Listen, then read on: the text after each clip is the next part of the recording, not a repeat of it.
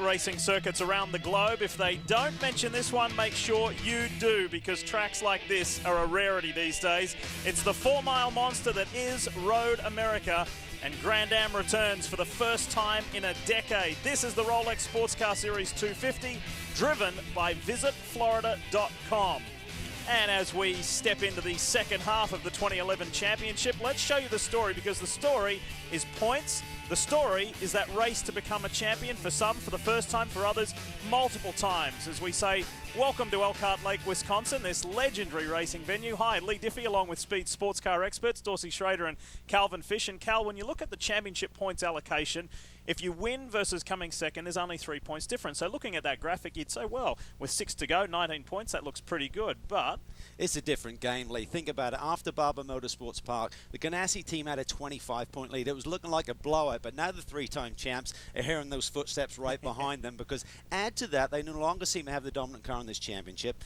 Add to that, the SunTrust team are executing like we've seen in seasons past. So the championship is definitely back on, and the pressure is back on the Ganassi boys. It's going to be great. You'll hear us talking about that number 10 SunTrust Dallara a lot, but Dorse, it's not the only car, it's not the only team that can take points away from Ganassi. No, not at all. And, you know, they might be back in 5th place, but don't count out Gainesco. They really struggled with this tire, with their chassis, to get it all to come together. Well, it has. And they've got a lot of speed, and you're going to have to watch them, because there's a lot of other teams, too, that are very good right now. And as more cars can run with the 0-1, the point spread gets bigger. Other teams like the number 90 Spirit of Daytona, don't discount Mike Shanks' number 60 car, that can all steal points away. We're only halfway through this 2011 championship. Moments in the sun, moments like this for the SunTrust team. 2 wins in a row, and it all started on Memorial Day at Lime Rock. Well, it took them a year, but they went back to track. They'd won that last year. They did it again, and then the momentum was with them. Wayne Taylor had never won here as a driver at the 6 Hours of the Glen. Well, his boy did it, and Max Angelelli. Great stuff. Fabulous scenes there, and we fast forward here to yesterday and qualifying, Dorsey, and this 21-year-old did it against all the odds. Did it by winning the pole, I mean. Ricky Taylor didn't have the fastest car. He carried this car on his back. He did some huge moments, and this one ruined that set of tires. Luckily, did not make contact with anything. And it was a surprise pole position, and here comes Dad and team leader Wayne Taylor to congratulate his son, and that's appropriate because Wayne's standing by with our Brian Till. Well, Lee, so it was somewhat of a surprise because they did not have a lot of track time. They actually had to do an engine change on Wednesday, did not get any track time then. But Wayne Taylor, looks like the SunTrust guys got a setup on the car that was good enough for qualifying. Ricky takes the 3rd pole in the row. Is it good enough for the race? Not really sure. You know, we were limited by the amount of mileage we did because we had an engine problem the first day, and then it's been raining for 2 days. So literally, Brian put a setup up for qualifying. Obviously, it was good enough for that. And then Max, I think, has made a couple of changes this morning. I think it'll probably be a little bit better. And while I'm on here, I just want to say hi to Nelson Kambada, who's our team owner, has been watching today. Well, they're going to try to do something that SunTrust Racing has never done, and that is win 3 races in a row. Lee, this championship wide open. Thanks, Brian. Speaking of winners, here's a snapshot of who has won what in 2011 in Daytona prototypes, and it started as simple as this: 1, 2, and 3, Ganassi, Ganassi, Ganassi. But then it changed. It did. It was looking like a blowout for this championship season. They had the momentum, but then the Action Express team dominated that race at Virginia in the final few laps, and then Lime Rock, Watkins Glen, that was the territory of the SunTrust team. One team looking to get its first win of the 2011 season is the team that Dorsey was talking about. Bob Stallings' Gainesco Auto Insurance team, John Fogarty, Alex Gurney. These guys let it hang out yesterday, Dawson. Fogarty was fast. And they've done it by doing 3-lap segments, and that means that his tires are very fresh and good for the race. Well, let's go down to the team and the car they call the Red Dragon for an update. Here's Jamie Howe. Well, John Fogarty said after qualifying that this car has never been better in 2011. So, Alex Gurney, what has been the turning point for the Red Dragon? Well, we did a test after the Watkins Glen 6-hour race on the Monday after the race, and we really found something that we've been missing all year. Just a little tweak that made all the difference. So we feel like it's the first time we've really been able to race these guys, and hopefully we're going to be able to do that today. And John Fogarty said right before he got in the car, this track is incredible and we're ready to fight today. Yeah, for both those boys, it's been a number of years since they've competed here at the legendary Road America. So where's our championship points leader? Well, the 0-1, the familiar Telmex BMW Riley at the hands of Memo Rojas, is back on the 2nd row in 3rd. And the surprise there is they've only been on the front row once this season. That was at Homestead. So we'll see how that affects them. We know that qualifying hasn't been good. for them, but they have won 3 of the 6 races. That's DP. When we come back, it's GT, and guess what? There's a big surprise as far as the pole position. Speed's coverage of the Rolex Sports Car Series is presented on Speed by Rolex, a crown for every achievement. Brought to you in part by Burger King, home of the Whopper, and by Subaru, with the safety of symmetrical all-wheel drive standard on all vehicles. We welcome you back to Road America. And the cars are rolling, as you can see. When we went to that last commercial break, I mentioned to you that there was a big surprise as far as the pole position for GT. It is a terrific story. It's the little team that could. It involves the 3-car team, the family-owned Salins Mazda team. And Wayne Nonamaker, yep, he surpassed all the superstars in this class, Cal, to put it on P1. He did. He surprised the whole paddock here. And here are the team. They are ecstatic after that lap that he laid down. And look at that. Joe Foster, another Mazda guy, congratulates him, along with head of Mazda Motorsports, John Doonan. And here's the top 5. And for Wayne Nonamaker to out-qualify a guy like former F1 driver and championship-winning driver Jan Magnussen, it's an extra shot in the arm. It's a really satisfying story. All 3 family members from the Nonamakers are in the cars, so we can't speak with them right now, but let's go to the team and let's hear from an integral member of the Salins Mazda organization. Well, Lee, we were going to talk to Wayne about that great pole position, but obviously he's in the car. Catherine Crawford-Wallace, call the engineering shots down here. This team seems to have really come alive this year. Wayne's leading the Bob Aiken Award division here. What is it that's turned this team around? We've done a lot of testing, and with Speed Source's help, we've really developed the car, and we seem to have found a really portable setup so we can arrive at the track with a car that's fast, and we just have to tickle, so it's nice. It's nice indeed. She said, we just hope that we can stay there. And Lee, it's interesting. Up here in the middle of Wisconsin, we're in the land of bratwurst, but it's a hot dog machine that's out in front in GT. Good point.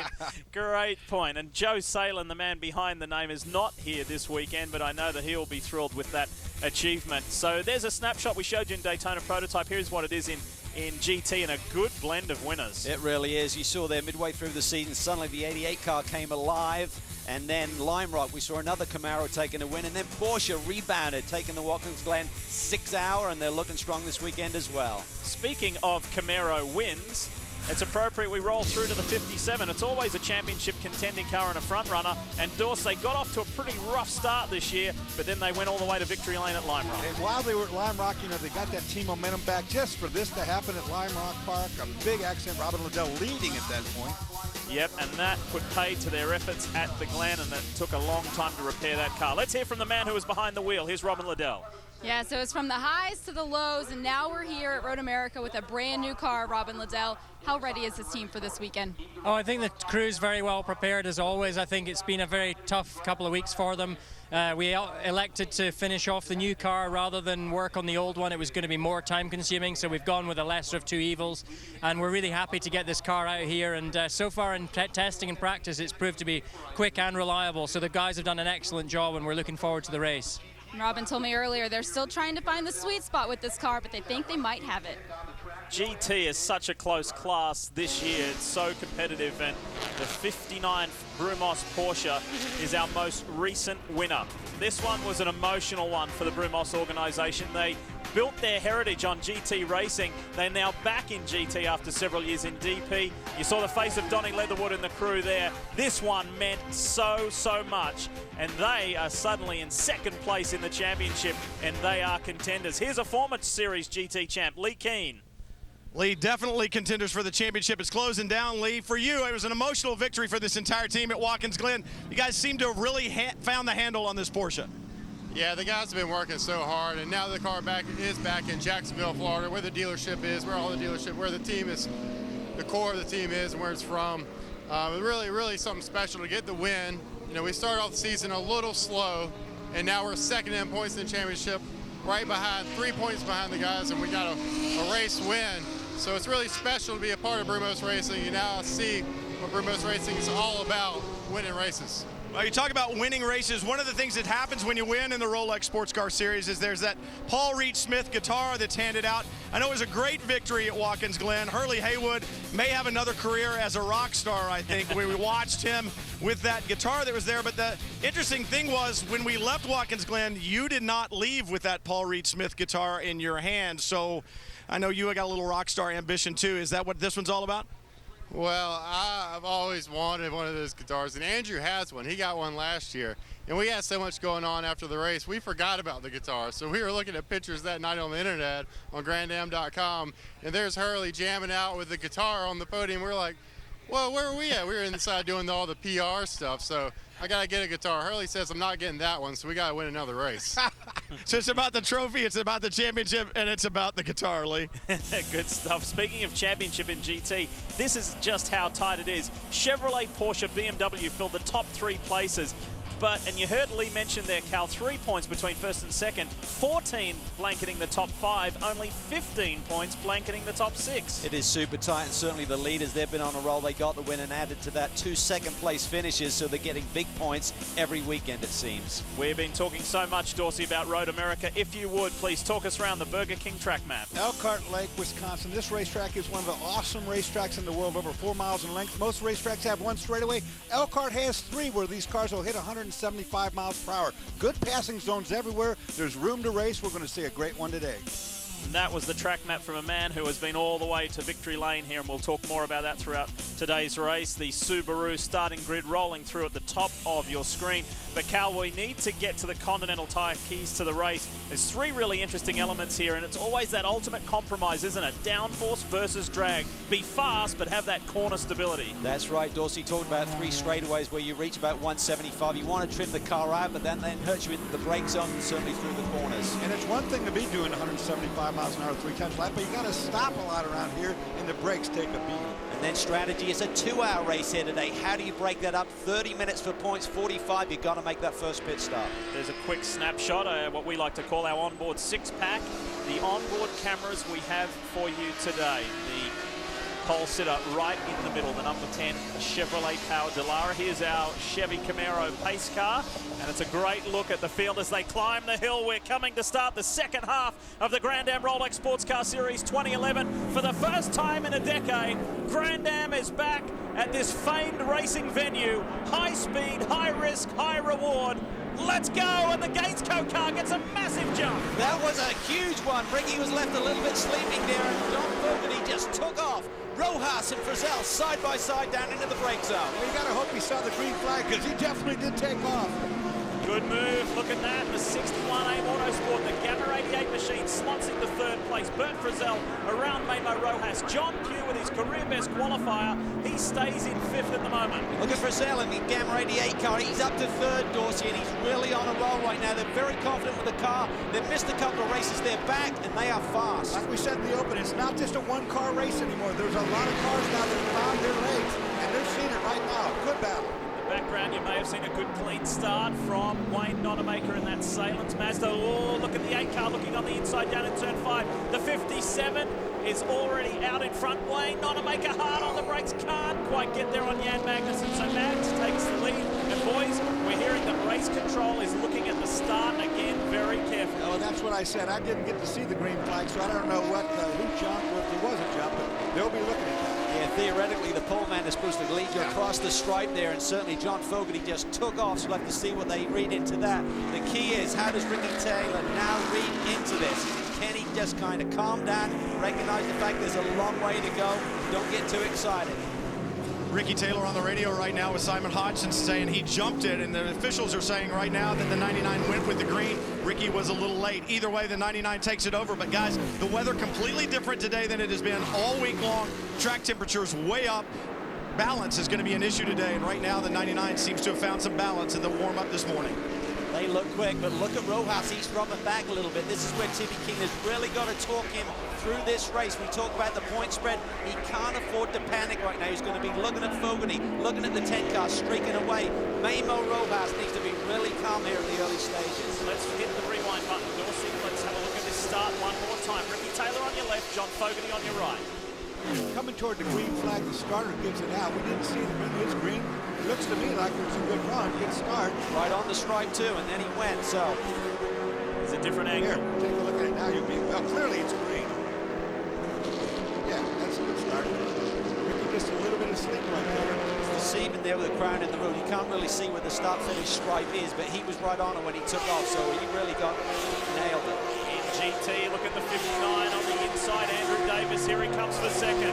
So Magnussen leads. Davis is up to second place. Wayne Nonamaker third. And sitting in fourth is John Heinrichs returning the Grand Am GT competition. Yeah, he's got so much experience. We have to mention the fact there's a different co-driver in the 42 car this weekend. No more Mamo Gidley. Young Jonathan Edwards is going to join up with Wayne Nonamaker probably for the rest of the season. Oh, here's one of our good running Porsches from TRG that's just had a problem in turn one, it looks like. Steve Bertho, the Rolex 24 at Daytona winner, has got drama on the front left by the look of it. Davis is clear of Nonamaker now. He's focused on Heinrichs behind him, and a great qualifying effort from the Lee Dempsey Mazda. Joe Foster behind the wheel for a rare qualifying opportunity and made the most of it. He really did. Mazda seem to come alive here a little bit this weekend. They've really struggled with the lightweight Mazda getting to grips with this Continental tire. Here we see the spin coming off at turn one. Oh, and he hits it. That is such a shame because Spencer Pompelli, his co-driver, has been really dynamite this weekend in that Porsche. Wonder if there was contact doors. There well, was it was close. Mazda back there as well. I saw the same thing, Lee. There was another car in close proximity, so you got to wonder if he got helped along a little bit. Don't see any damage to the tail of the car. No doubt Andy Lally is watching out on the West Coast, getting ready for his big Sprint Cup race this weekend at Infineon Raceway. Didn't qualify all that well, but Andy will make amends in the race. I don't think there was contact there. I think that was just a single car spin, cold tires. And there's a healthy lead to the Stevenson Motorsport Camaro of Jan Magnussen over the Brumos Porsche of Andrew Davis. We're into our racing rhythm. Wayne Taylor not pleased with that start, but it has been deemed fair and fine. Spencer Pompelli getting ready. I'll need to assess that damage on the 67. So much racing happening this weekend all around the world, but let's focus on road racing because Sprint Cup final practice from Infineon Raceway out in California. Oh, Yep. Oh, we got an incident. Who's got straight on there? Was that the number 90? Spirit of Daytona car.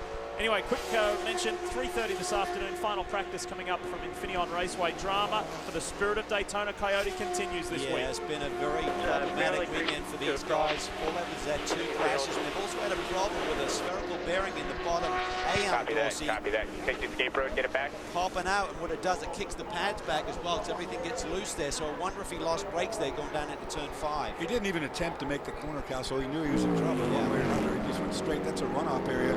Now, if he goes straight through there back to the pits, it's going to cost him a lap, but it doesn't make any difference really if you got something that's broke. Good job by Rojas. He has cleared Bert Frizzell. He's laying down some fast lap times. He's now got to close in on these leaders. And Ricky Taylor has bridged the gap somewhat to John Fogarty, who has just set down the fastest lap of the race in the 99 Gainsco Auto Insurance Chevy-powered Riley. Here's our Rolex race analysis for you. Everything is the same, all barred down the bottom. 2 hours, and guys, this is the first of 3 2-hour races that we'll have this year. Yeah, remember, we've also reduced the fuel cell capacity midway through this season, so that's really going to have an effect on how the teams, whether they run up to the 30-minute point, make that stop, or to the 45, how do they divvy up the rest of this race? We'll have to wait and see. One thing we forgot to mention, or were remiss to mention earlier, we were heaping praise on Fogarty for a strong start, but Bert Frizzell made a very strong start as well. He was in that 3rd position, however, he has lost that.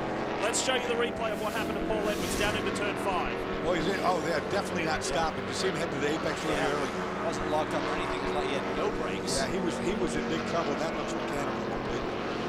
Unless he maybe lost the drivetrain courses, so he wasn't getting any braking at the same time, but there wasn't any lockup, any tire smoke. So, tell you, man on the move though, Rojas has really closed in. 2:02.5 on that last lap. He's closing in on the leaders. Look at the leader in GT Magnussen. You know, that could be a setup issue right there with Rojas. If that car right now is starting to get happy with the tire issue, you know, with pressures coming up, with temperatures coming up, you know, it's turning fast off right now. You know, Timmy Keen's been on him, you know, telling him to get in the pace, get up the pace, get up with those guys. I can tell you that Paul Edwards reported in on the radio a brake issue. Well, Jan Magnussen, he's had a joyous time of late, hasn't he? Celebrating the birth of his most recent child. Brake issue. Big Holdack just locks him up, and look at the speed he hit the fence with.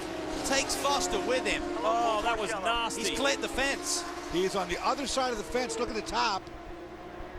Gunter Shaldak has gone straight on at turn 1 at Road America. Something was wrong there. It was either a stuck throttle or something. That's Joe Foster. He was involved in the incident. He got hit by Shaldak. He was locked up big time, Yeah. Dorsey, but still had a lot of speed coming in like he's being driven. Yeah, you saw at the point of the brake zone that something was desperately wrong. It's almost like he caught the brake and the throttle at the same time or something. That was weird.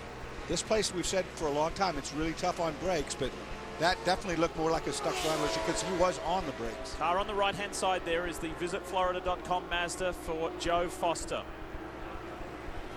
And we saw Joe moving his hands and arms around in the cockpit, so that was somewhat of a positive sign. We have nothing to report about Gunter Shaldak as yet. The force he went through that gravel trap at, Dorsey, just no slowing down at all. Hits the tires and is cleared the debris fencing. And here's the problem. These guys here, thumbs up is great. That's great, which means that Gunter's probably getting out of the car or is out of the car by himself. You can't get to that over that fence. You're going to have to go outside the racetrack now and go all the way to the outer road to get over to where that is. This is in the same area where A.J. Foyt had this huge accident years ago in kart. My goodness. Let's show you the replay. The orange car is the car that has cleared the circuit. Gunter Shaldak in the Cool TV Camaro. Center of the racetrack. And this is a point where we knew now they're on the brakes. Look, the Mazda's on the brake. Gunter looks like he got on the brakes very late and then just locked them up. Oh, my God, all the way over the top. You saw the Mazda dip down, and Gunter's car definitely didn't really start to slow down.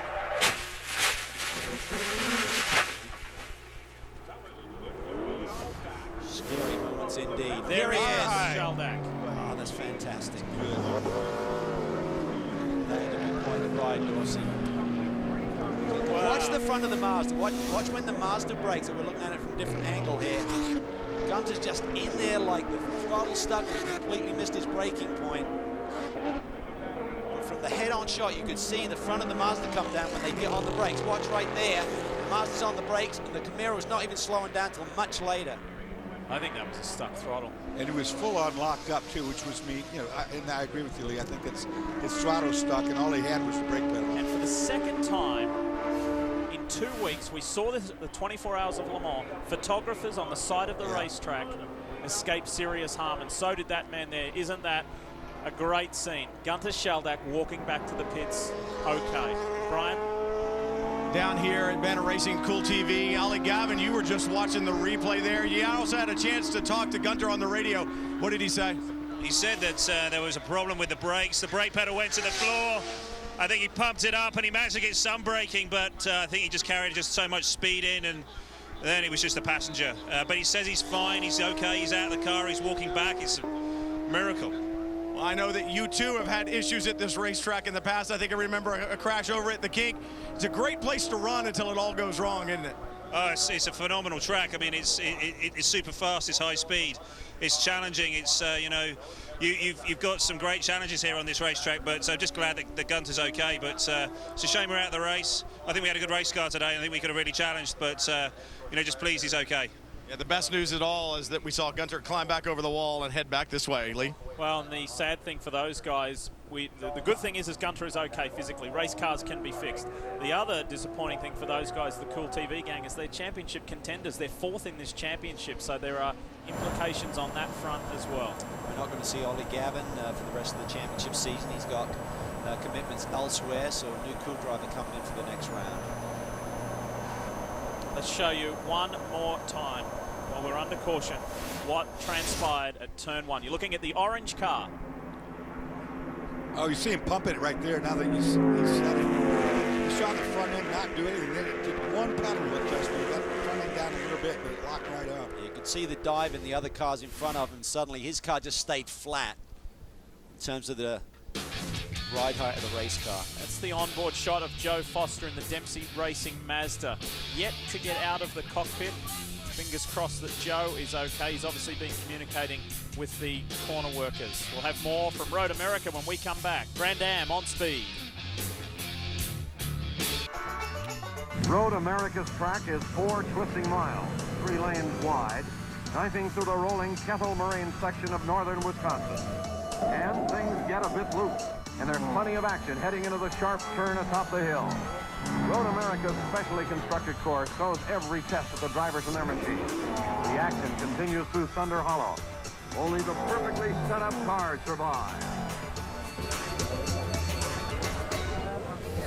Competitors and fans have been enjoying racing here at Road America for 56 years. Isn't that fabulous? And you see on the left, they're going to fix the fence and the tyre wall for the Cool TV Camaro and try and retrieve that. I'm sure that's going to have to be an outside deal, as Dorsey mentioned. And Joe Foster needs some extra attention in the Mazda, so we'll update you on that in a moment. And while we're in the break and while under caution, this happened to Bert Frizzell. Yeah, I think he may have got a late call or made a late decision to try and duck into pit lane like the leaders did, and he tried to cut across the grass. The nose dug in. We're looking at the damage here, so if they're smart, if there's not too much damage, they may be able to send him back out. It's a long lap here, so you basically have about 4 minutes to work on the car without going down a lap. We'll have to wait and see what the damage is, though, once that piece of bodywork is removed. This is how it happened. It's on pit in. We did hear a radio transmission during the break, and we understand that Bert Frizzell may have got a late call to dive for the pits for service, tried to cut across the grass, and there's obviously some form of drainage grate or something there, Dorse, that he's nudged into. And that's not the first time that's happened here either. This pit lane, the pit in here, you're starting up the straightaway when the pit entrance is, and if you didn't know and they call you, you got to cut across. I got taken out of a one-lap lead of a Can-Am race, but I got run completely through by a car that had to do the same thing. But I think that's going to have some damage to it, Calvin. Let's go to the Gamma 88 team. Let's get an update with Ian Willis. Ian Willis sitting on the box. There was some conjecture, maybe a late call. Bert just trying to get into the pits across the grass. Is that what happened? Yeah, we're talking about a tire pressure issue. And then Bert said, everybody's pitting. And I said, well, pit. And it was too late and should have stayed out. But anyway, I can't really comment. It's just one of those deals. We were talking about something else and had to make a late call really quick, and it bit us. Great to see you guys back here, and I know the Gamma 88 on board again here at Road America. What's the future look like for the rest of 2011 for you guys? The Gamma 88 guys have been really great. We did 2 races earlier in the year with them, and they felt the program was very good. We're going to do 3 more races. This one, Watkins Glen and Montreal, our home race.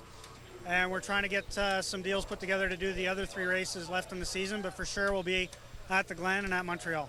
Well, that's great news. It's always good to see AIM back, especially with Gamma 88 on board, Mark Wilkins and Bert Frizzell. Lee? And Brian, we've just heard a report that the paramedics and corner workers up here, this is the onboard shot of the number 40 Dempsey Racing Mazda, Joe Foster, they said that they would like to use the jaws to cut the car to help get Joe out. And Joe said, this is my car, don't you dare cut my car.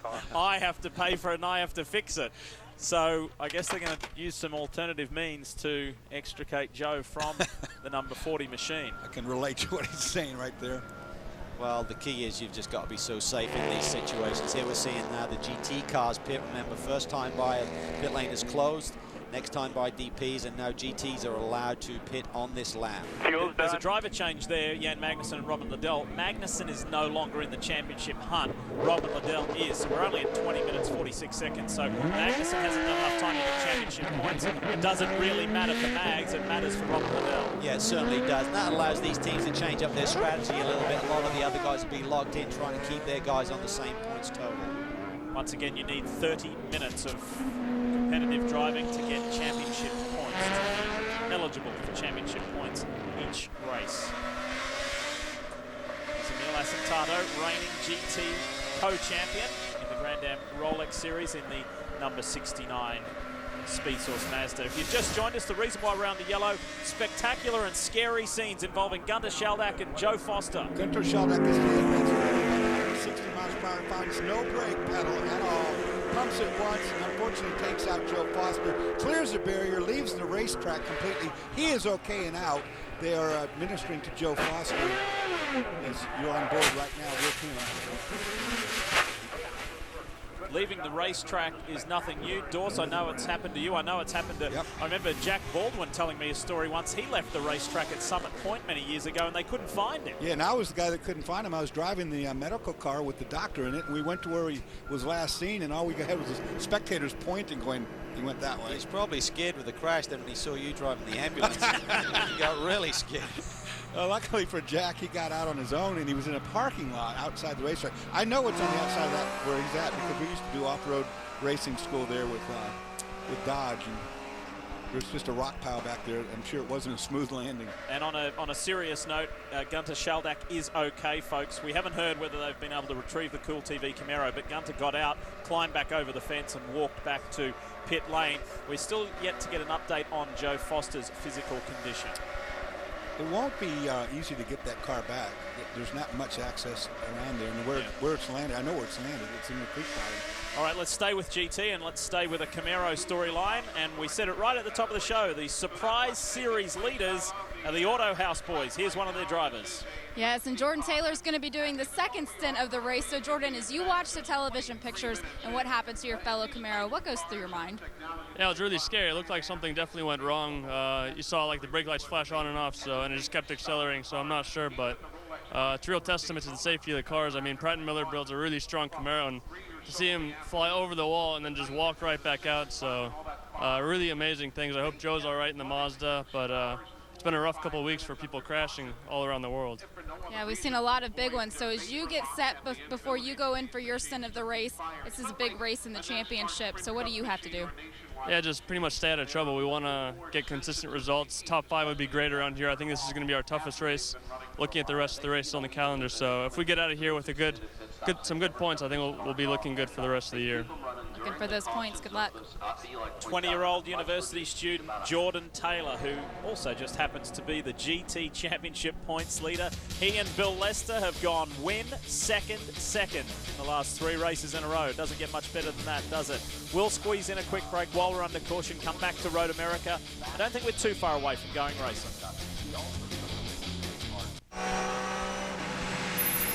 Tonight, Speed invites you to the world's greatest collector car event. Yes, you know it well. We all know it well. Barrett Jackson. This time, though, it's in California. It is Orange County, and live coverage begins on Speed at 5 p.m. Eastern today. What will be on the block? Barrett Jackson, Orange County.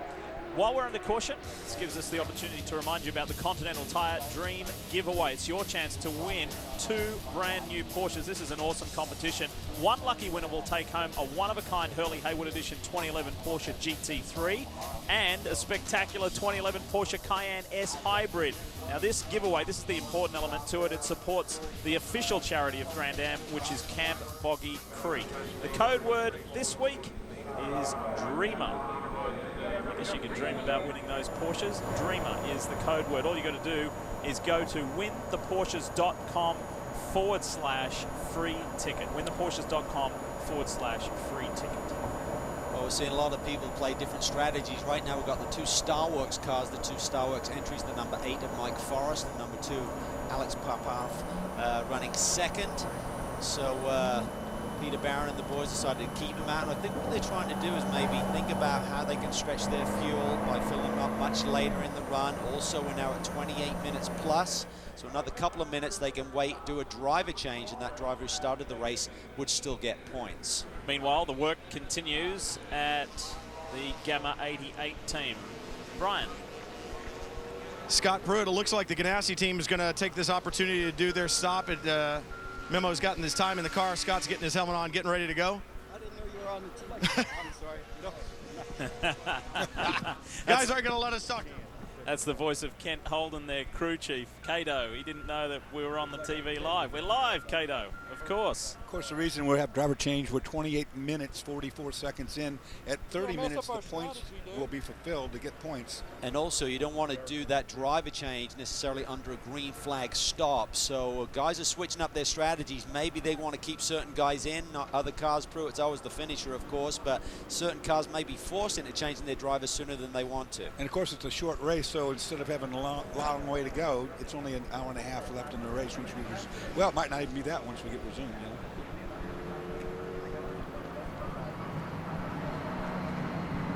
Time now to hear from the man who led the GT class early on, Jan Magnussen's with Jamie.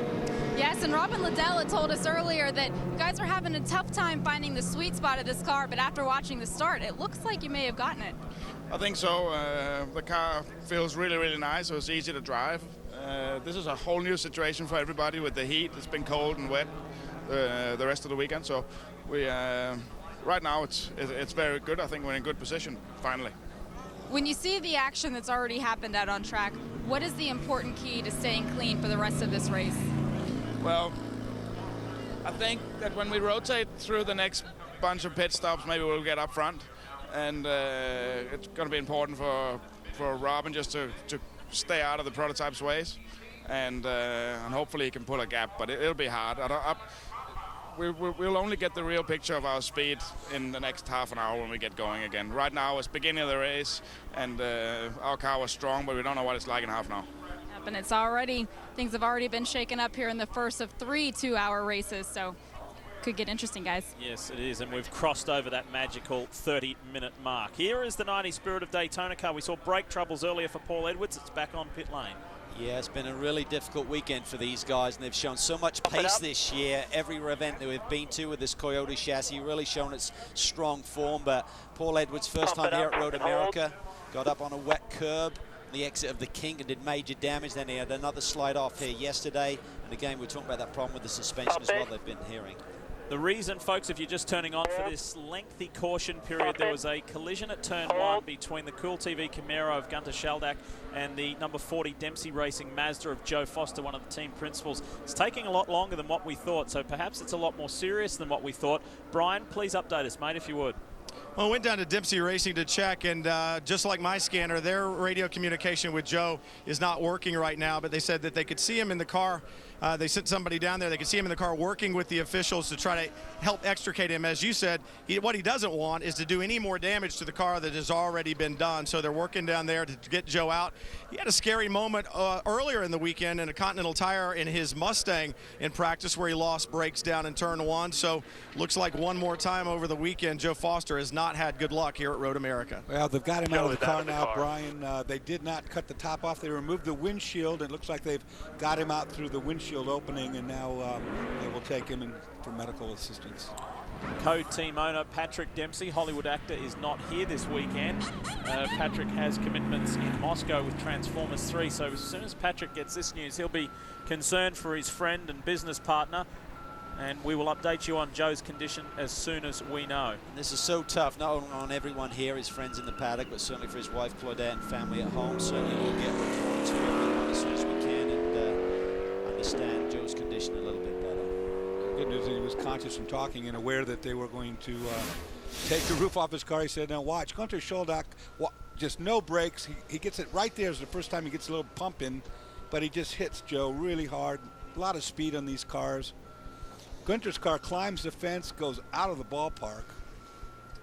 And of course, Joe goes into the tire barrier sideways, driver's side. Thinking that the initial impact from behind was probably a bigger hit than the one with the tire barrier, because Joe's car actually had slowed down quite a bit by the time it reached the fence there. And naturally, completely unexpected for Joe Foster. We've got a good race going on at the front when this all cycles through and we get back to green, involving this man here, the pole sitter, 21-year-old Ricky Taylor, versus the Ganassi squad. You saw Pruitt all kitted up, ready to go. So too the 99 Red Dragon.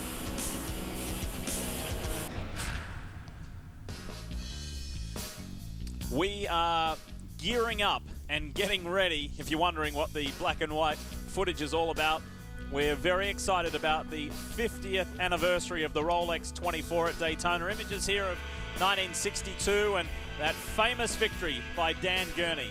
Right there, going across the finish line to win on the starter motor. Engine has expired. And Dan Gurney, one of the great global racing names. Wait till you see the names turning up for this one, for the 50th anniversary of the Rolex 24 at Daytona next January. Can't wait for that. Should be very special indeed. Now, these guys who have not made this pit stop yet have about 8.5 minutes to make that first mandatory pit stop. And meanwhile, you can see the roof doors. He did have to be cut to extricate Joe Foster from that machine. And we're hoping it's just precautionary, but Joe was on the stretcher. They kept his helmet on. I'm sure they're just trying to be very, very careful and get him to the medical center. And explore further. At the end of the day, if you're hurt and you're telling them you can't cut the roof off, they're going to do it anyway because they're not going to risk any further damage to you. Visit Florida.com is the principal sponsor, the presenting sponsor of this race. Not what they wanted to see, but we will update you on Joe's condition as soon as we receive something. It's a two-part affair. That's the Joe Foster situation. The other one is the Gunter Shaldak situation, the man who went over the fence. Let's hear from him. Yes, we've caught up with Gunter just out of the medical center. Gunter, first of all, how are you feeling? I'm great. The car and every safety mechanism did its job, obviously. Walk us through what happened. What did it look like from your seat? Well, I hit the brake into one, and nothing happened. And so I immediately let off, and I hit it again. Nothing happened, and then I hit Joe Foster in front of me. And then the hood came up, and I couldn't see, but I knew the sand is there, and then the tires are there. And so I'm slowing, but I could tell I'm not slowing down that much. And I'm like, uh-oh, this is not going to be good. Then I could see through the little gap the tires coming, and I'm like, oh my gosh, I'm coming fast. So I hit the tires, and that wasn't so bad. And then all of a sudden, I'm like, wait a minute, I'm floating. So apparently I floated over the wall and rolled. That was a weird feeling, too, because I did not want to land upside down, because I've done that before, and it's not a fun feeling. But then I landed straight, and I was kind of relieved, like, oh, wow, this is over. You can see Gunter perfectly alert, remembers the whole thing. We're certainly glad you're standing here. What a great recount of how it all went down. That's a good indication he's okay. And you know when that happens to you, in your mind it's slow motion. You just heard him tell you about it. Here he is, no brakes, he's pumping. And then he got brakes on the front because you see the lockup. So I'd imagine, Dorsey, he might have lost brake line pressure to the rear. And suddenly it takes a while to suddenly get the front, you know, with the bias bar there in the brake pedal assembly. And then that business he told you about, once he cleared that, he rolled down in that creek bed I was telling you about. There's the car. First sight we've had of the Cool TV Camaro. You just heard the very graphic description of what happened to Gunter Shaldak. Notice behind the pace car right now, you see Ricky Taylor leading the field in front of the 99. During that caution period when the leaders came in, both the 01 and the 10 car got around the 99. And during this last lap, the 01 has made another pit stop. So some strategy going on there with Tim Keane. And I'd assume Scott Pruitt will be behind the wheel now. You saw the tyre wall outside turn one back intact. They're putting the final touches on the fence, the catch fence, the one that Gunter Shaldak cleared. We'll squeeze in another break from Road America. We'll come back. We're already nearly 40 minutes into this 2-hour time maximum race. Hopefully we'll go racing when we come back.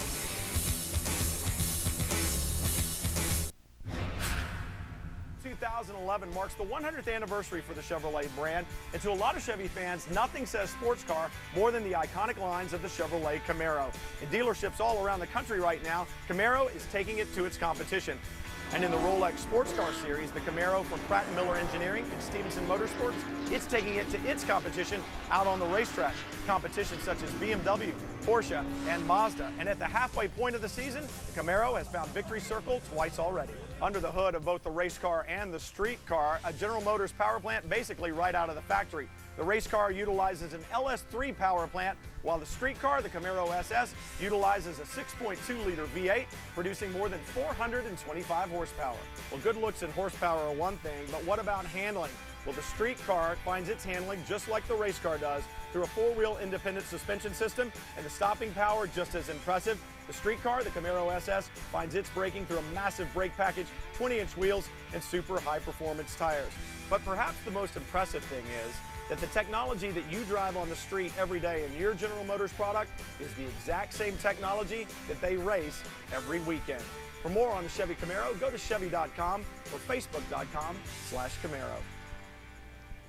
As we take a look at the view from the Chevrolet pace car, Chevrolet's only 4 points out of the Manufacturers' Championship in GT. Of course, we talk naturally so much about the Drivers' Championship as we welcome you back to the driven by visitflorida.com Rolex Sports Car Series 250 here. Porsche leads the way. It's a 4-point gap back to Chevy, and Mazda tied for second at the moment. BMW there. And Porsche, BMW, and Chevrolet, all three of them had wins this year. The Chevy Camaro has had 2 wins in GT competition in 2011. But currently the Chevy Camaro pace car has led the most laps this race. Yes, unfortunately, we're still under caution, folks, as you can see. And that is for the cleanup after this GT accident between Gunther Shaldak and Joe Foster. Jamie Howe has an update on Joe's condition. Jamie? Yes, guys, the official update right now from Grand Am is that Joe Foster, he made his way back here to Track Medical, but now they're going to put him in the ambulance, take him to the local hospital just for some further evaluation, and that's all we know right now. So, unfortunately, it's not the end of the day for Joe Foster as far as the medical condition goes. And as soon as we know more, thank you, Jamie, as soon as we know more, we will tell you. So it's in the name of safety that this caution continues because of the repair to the safety fence and turn one, outside turn one, getting this cleaned up. So this is not what we expected with this fast, frantic 2-hour format as we've seen in years by. Was that the 5 diving for pit road? 5 and the 30 diving in there. Al Carter on debut with the Racers Edge team in the 30 red Mazda, which is coming in right behind David Donahue here. And as David and Darren will be sharing the driving chores this weekend, obviously driving the 80 Gamma 88 number 61 this weekend. I think this is just everyone sort of like adjusting. They're really calling this on the fly as this yellow continues. You continue to adjust, top him up with fuel maybe, think about that driver change. You don't want to suddenly be locked into doing a driver change under green flag conditions. This is something that has changed in 2011, this being the rotation of these two drivers, David Donahue and Darren Law, two drivers who have done every single Daytona prototype race in Grand Am history. You're talking in excess of 100 consecutive races. David used to be the finisher. Now this year, Darren Law is the finisher, a decision made internally at the team. So Donahue does the qualifying, Law does the finishing. Switching things up a little bit, and I would imagine that Al Carter's probably jumped out and Marco Cosi is going to be the co-driver here, so I think they're just strapping him. Saw him have a race earlier this year at Barber Motorsports Park. So he does have some seat time with this team. If you're a regular speed viewer, and particularly Formula One on speed, you'll know that we have mentioned a lot about David Hobbs' role in the Hollywood movie, the Disney Pixar film Cars 2. He's not the only person with a position in that film, right, Brian? Well, that's right. In fact, they've had to enlarge the cockpit of the 01 car to get Memo Rojas' head in it now that he's a movie star, doing the voiceover stuff for Cars 2. I understand. Which character is it that you're playing in the Spanish version, Memo? That's Memo Rojas' character. What kind of car is it? Is it like a touring car, kind of painted with kind of like my helmet with the Mexican flag colors? So that was pretty cool from Disney to do that for the Latin American version. Was it reading the script and stuff? Was it kind of like giving feedback to Tim and the engineers when you get out of the car? Was it that difficult or was it easier? Oh no, talking to Tim is way more difficult. Well, there you go, Tim. I'm going to talk to you real quick though, since he's the movie star now. You got some work to do as well. You're going to leave here and then call the IndyCar race tonight. Is that right? Yeah, I've been calling the IndyCar races for Graham Rahal on the Service Central team. Had a really good, the last 4 races have been really good for us and looking forward to it. It's a lot of fun, actually. And you guys did a great job at the Speedway with that. My question is, since you're doing double duty, Chip obviously pays you twice, right? No, I wish. That would be a good thing. Maybe you could be my agent. No, Tim said he's on a salary. He didn't do a per deal basis or per race basis. So, but yeah, both of these guys really busy as of lately. Well, massive weekend for Ganassi's organisation as usual with Grand Am here at Road America, IndyCar in Iowa, and of course Montoya, McMurray out west at Infineon Raceway looking to get a road course victory. It's going to be a thrilling weekend of motorsport. I keep saying I hope we're going to go racing when we come back. I'm not going to say it this time. We'll see.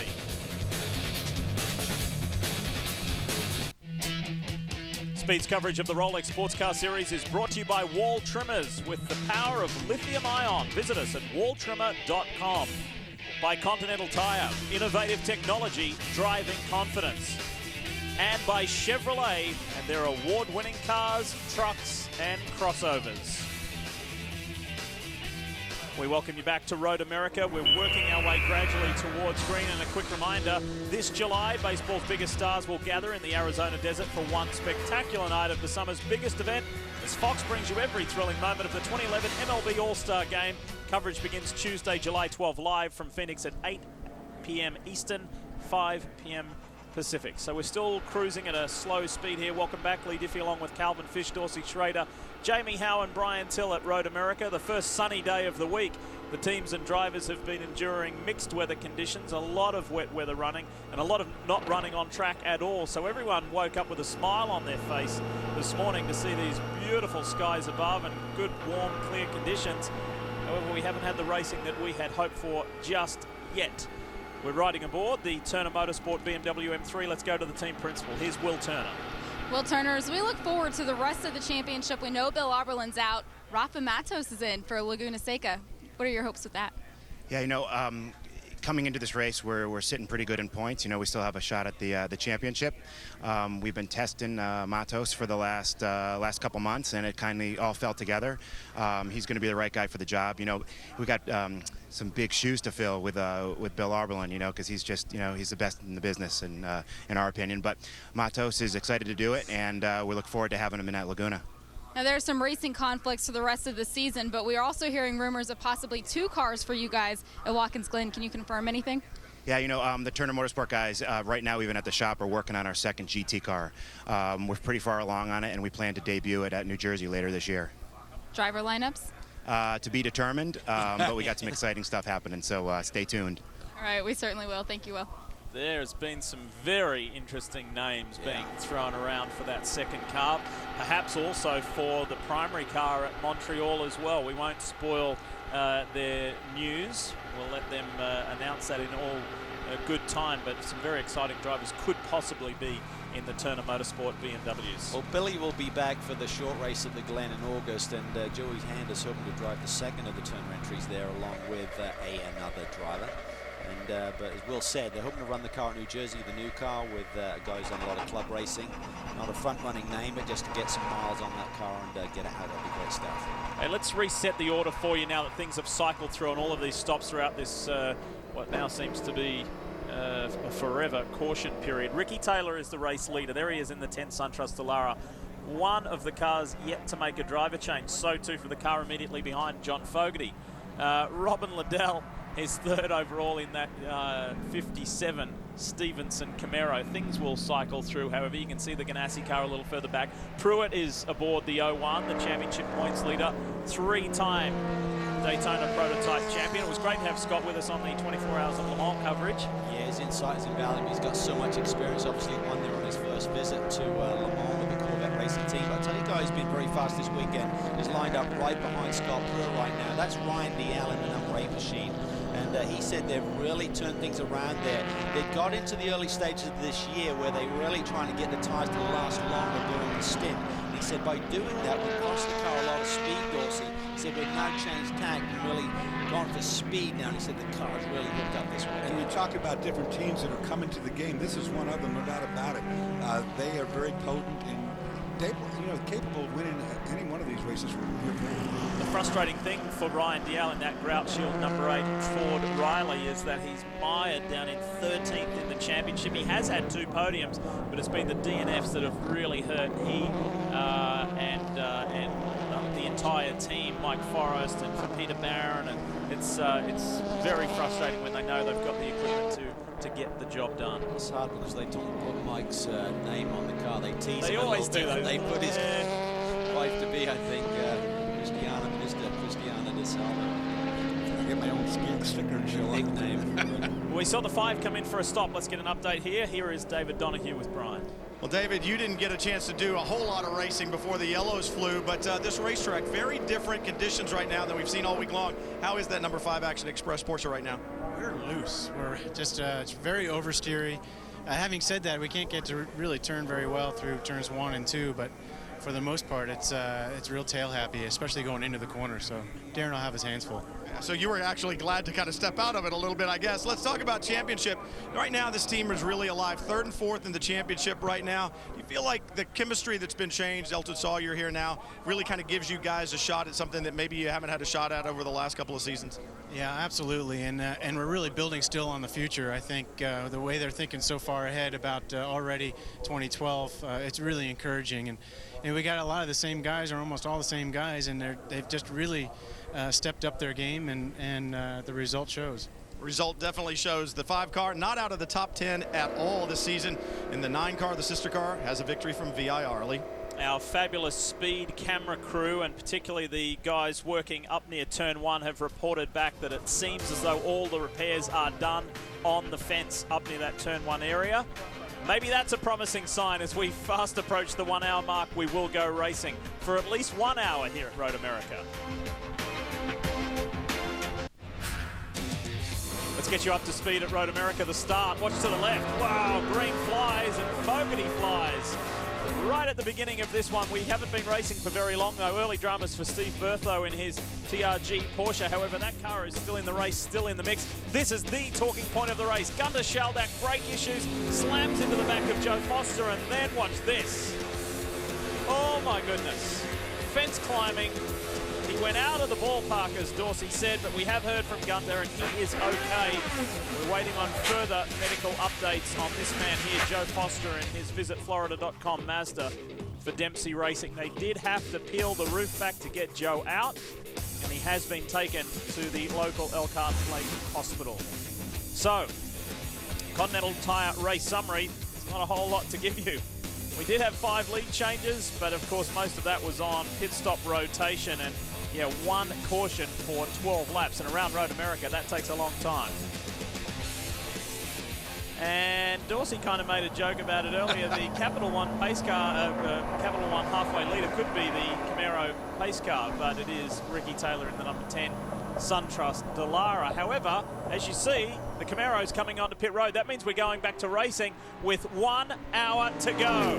Ricky Taylor leads the way over John Fogarty. I wonder if these teams may have got caught out a little bit by the point that we have gone back to green, because if it was me, I would have wanted to, strategy-wise, get that driver change out of the way under caution. So right now, the 10 and the 99 still need to do a driver change. We're looking at the 01 in the middle of the GT pack. Pruitt is now behind the wheel. They should be able to do it on just a splash of fuel. These cars can make about 54, 55 minutes, and what will happen now is that if there is any caution whatsoever, just 1 lap of caution, they're going to be in your window. I was checking with the teams up and down pit road. The 01 elected not to come in. I checked in with Wayne Taylor. They said if the 01 comes, we're coming. And I said, well, Wayne, if you had stopped right now and done the driver change in fuel, 1 more caution, could you have gone all the way? And he said, no, we need to go a little bit further before we make that stop. Interestingly enough, 1 lap before we went back to green, the 5 did come in and top off. They may be gambling. And if you're looking at GT closely, you will have noticed the 67 TRG Porsche is fighting for the lead of the class. We showed you that early incident, but we said they're still in the mix, and that is very much the case. John Edwards on the inside of Spencer Pumpelly. The 42 pole-sitting Mazda is still in the mix too. Really, very much so, and John Edwards was immediately up to speed. Remember, he had pretty much a full season of racing last year with the Speed Source guys in the 68, the Orange Machine, and he recently ran with Sylvain Tremblay in the 6 hours at the Glen, so he knows the Mazda well and looking strong, looking for a way by. While these guys are having battle, look around them. They've got all sorts of Daytona prototypes. They're also trying to make their way toward the front. Mark Wilkins now behind the wheel of the 61 car. They did get a fix, but it cost them several laps. Really had to replace the whole front end on that. When Bert Frizzell missed the pit entry, got caught in the grass. Just remember this list of cars as we watch this exciting first lap, flying lap on the restart that came in recently for a stop. Bill Oberlin, Darren Law, Will Nonamaker, James Gouet, Craig Stanton, Antonio Garcia. Let's see what impact that has later in the race. Add Mark Wilkins to that list. Absolutely, I think it was the right call. Yes, you've lost a little bit of track position, you got a full load of fuel, and there is a chance that the worst you're going to be is needing a very short fuel load to finish this one out. Looking really tight there through 13, boys. It is really looking tight. ugly for a moment. You got DPs trying to work their way through GT traffic. Somebody's dived for pit lane. What car was that? On the first flying lap. Looks like the 77 possibly. The red car, I think, red DP, maybe the black roof. Yeah, it is. 77 car is in. For the guys who haven't done the driver change, they're banking on a caution. They would have to be, because it's going to take too much time. That was actually a drive-through penalty being done under the green flag, which is what the rule states. And that was for speeding on pit road earlier on. It's Garcia in the 90 car. Talk about the problems for them. So he's trying to make his way through the field, but he's obviously down in the action a little ways after the pole. Paul Edwards losing brakes down in turn 5. Ricky Taylor, John Fogarty. There's only about 1.5 seconds between those guys. Scott Pruitt is third. Ryan Dial, Oz Negri, Terry Borchella, a former winner here. Look at John Edwards on the outside down into 5. Good stuff here from the leading GT. pushing hard. And this is good. And right behind is the number 70 Speed Source machine with Jonathan Bomarito behind the wheel. And those three GT cars having a battle have held up. All of them, look right behind them. They've got Daytona prototype cars with nowhere to go. And I don't think Garcia's going to be too aggressive here. Remember, he's a few laps down, so he kind of showed him what he thought.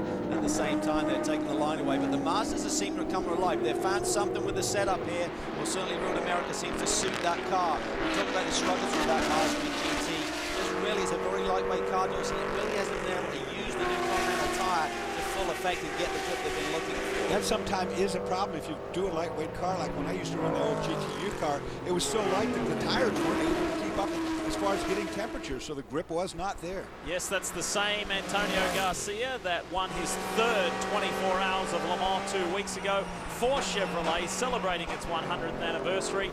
And he said, yeah, we're really happy with that. And I said, you're starting to notch him up. You're chasing the great man, Tom Christensen. He said, yeah, but he's won the important one, the overall. Dirty car really wide there. Coming off of Canada corner. It's so easy to drop a wheelie. You want to use all of the road, and then they have these little paved areas like you're seeing there off turn 14 on this front straightaway. That gives you a little bit more exit speed. You've got to maximize it here at Road America. It's so fast. You know, if they move that pavement off about 6 more feet, they'd be at the end of that one, too. Nothing changed up front. It is still a 1.3 second margin between Ricky Taylor and John Fogarty. The 01 is only 4 seconds out of the lead. Tell us more about the Ganassi car, Brian. Scott Pruitt really digging in behind the wheel of the 01 right now. Timmy Keene saying, Scott, you're the fastest car on the racetrack, but don't take any chances right now. We don't need it. Our stop is going to be about 12 to 15 seconds faster than all the other competitors, and they're only 3 seconds ahead of you right now. So just keep doing what you're doing. Don't take any chances. Well, here's the difference. You can tell Scott that, and Scott will understand it, and he will adhere to it.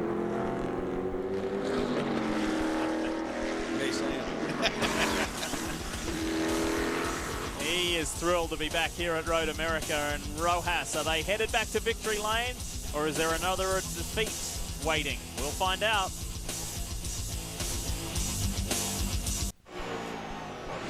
A reminder about racing's ultimate pre-race show, talking about NASCAR race day built by the Home Depot. Infineon Raceway, the destination. It's tomorrow, noon Eastern, live on Speed. Join John Roberts and the gang talking about who's going to win the first road course race of the year. So who is, Dawes? Well, now that you're an American citizen, I'll go with your ex-countryman who will not shut the engine off to get fuel mileage. Of course, Marco Zambro's really fast. Cal? Yeah, I think Martin, he's so tough on the road course. I'd love to see AJ winning and their teammates now, so that those two courses look strong tomorrow. Yeah, AJ qualified 7th, Marcus qualified 8th. A few surprises there. We don't have Boris setting this race in 31.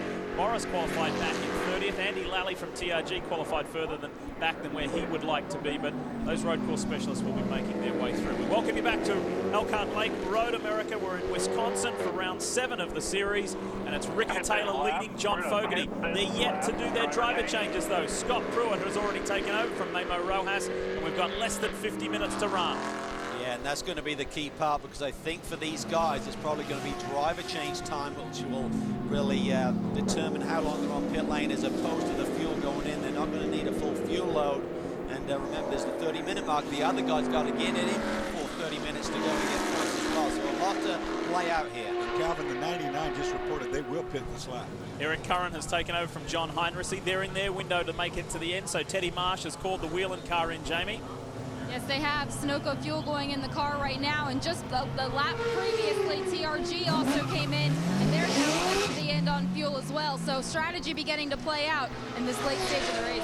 Kevin Buckler not here for his TRG organization. He is out in homeland and home territory at Sonoma. Greg Jones, formerly of Stevenson Motorsports, who are experts at strategy, he's calling the shots on that TRG car. So let's see how that works out for Spencer Pumpelly and Steve Bertho. Let's see what happens here. We believe the 99's going to peel off. He does. So now Timmy Keene with the 01. They believe they're in great position here, leaving less fuel to come on board. Do they play their strategy up against the 10 who are closest to them in the championship? 48.5 minutes to go. The Red Dragon is on pit road, and Brian Till is standing by. It may come down to strategy. It may come down to the pit work. What we saw earlier in the race when the 99 and the 01 and the 10 came in. The 99 came in the lead and left in third. So Right now, the crew down here at Gainesco needs to go to work. They need to be flawless. It's a driver change. Alex Gurney getting behind the wheel. Continental Tires, Sunoco Fuel going on board. And Gurney will have a fresh car when he heads back on track. The balance seems to be pretty good. Great stop down here by the boys at 99. That was really good. Maybe a... Oh, look at this! Oh, Robin Liddell Liddell gets turned. That's for the lead in GT. Top 3 right there together. And Jonathan Bomarito scooted through to the lead. Edwards was down there in the middle of all that going on, so we have to see on replay who touched who, but that was a big skirmish there for the lead. I'm not sure if there was contact. Trouble getting gear here. He's had it in reverse. He's still stuck in reverse. Frustration for Robin Liddell and the Stevenson gang. Let's go to the replay and see if there was contact. Jonathan Bomarito's right behind Robin Liddell. Yeah, he nudges him there. Definitely got into him. Bomarito got into him when they were almost still in a straight line, and then Robin was still trying to recover. Edwards sneaks through as well. Yeah, Edwards did a great job of reading that spin, getting around it. Jeff Siegel did a nice job too there. Left side. Getting around. There was a little bit of uncertainty, and then he went one way and then the other, so the defending series co-champion, and Robin brings it to pit road. See if they can turn this to their advantage. They were going to need fuel. Oh, he flies in there. Well, as long as it didn't speed. There's the line. There's the line. There's a bit of an entry before you have to get down to the pit lane speed limit, and Jamie is there. Yes, Robin has brought the car to a stop now. Crew took a second just to walk around, look at it, assess the damage. Right now they are putting on fresh set of Continental tires, Sunoco fuel going in. And I don't see any damage, guys. This car still looks pretty clean. It was just that nudge enough to unbalance and unsettle the 57. We're hearing the 01 is in. Here is Scott Pruitt for the final time. Yeah, and I tell you why they're doing this. Once one of the other leaders comes in, you've got to protect yourself. And I think the 10 car's got to come soon as well. Brian?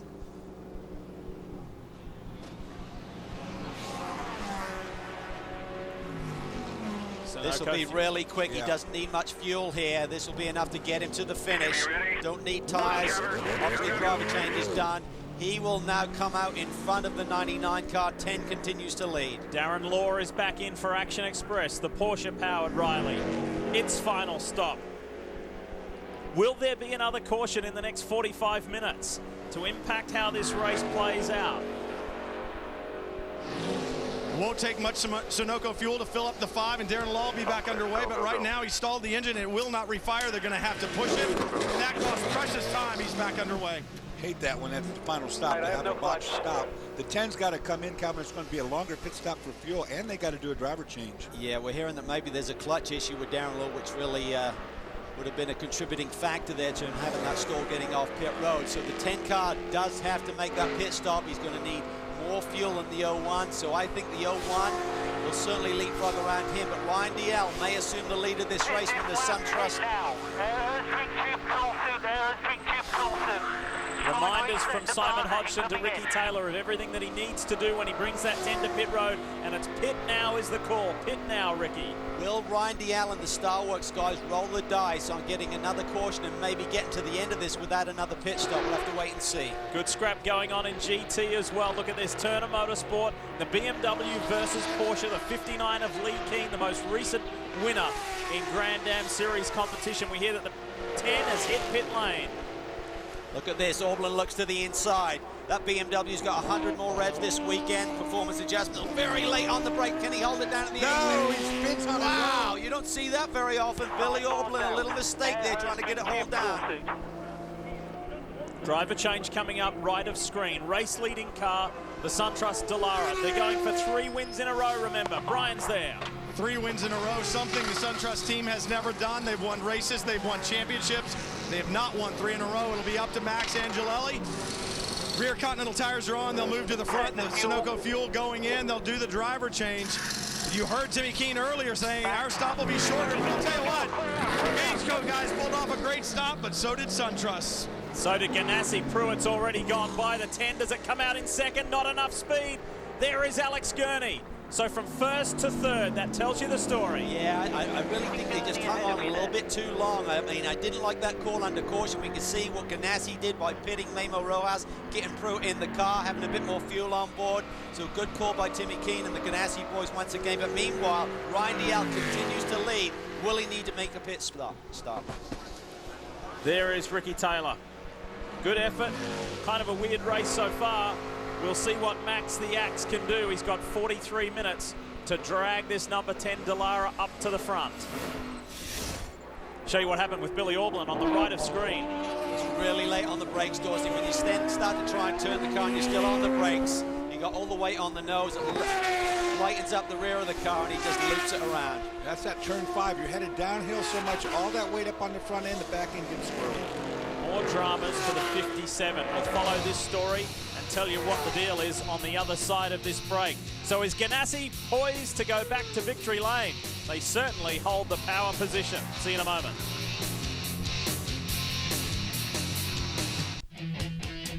Speed's coverage of the Rolex Sports Car Series is brought to you by Continental Tire, innovative technology, driving confidence.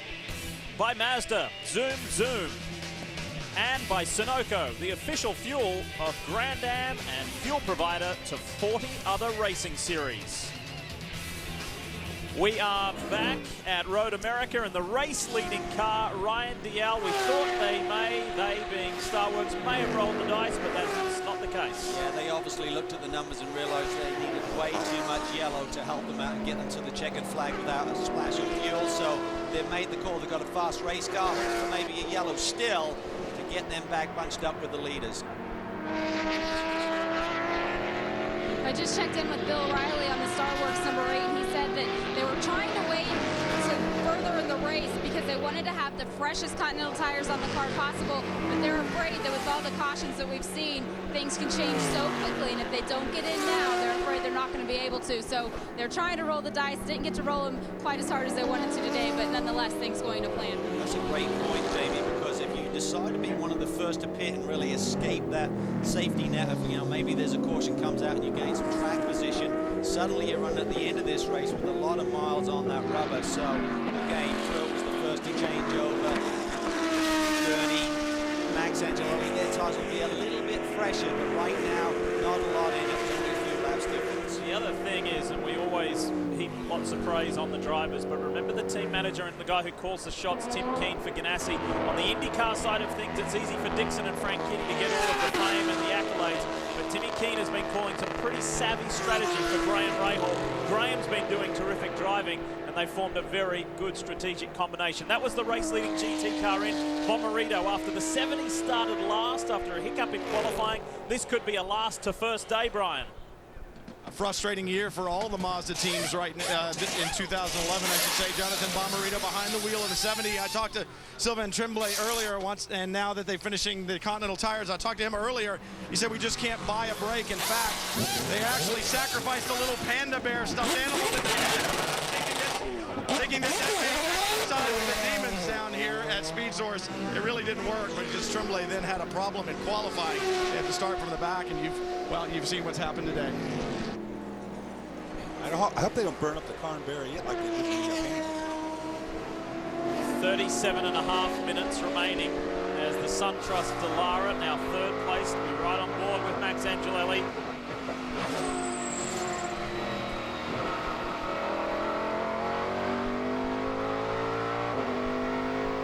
One of those straightaways, and you'll see how long it is, and it's downhill as it plunges down towards turn 5, and then you'll see this massively heavy brakes in.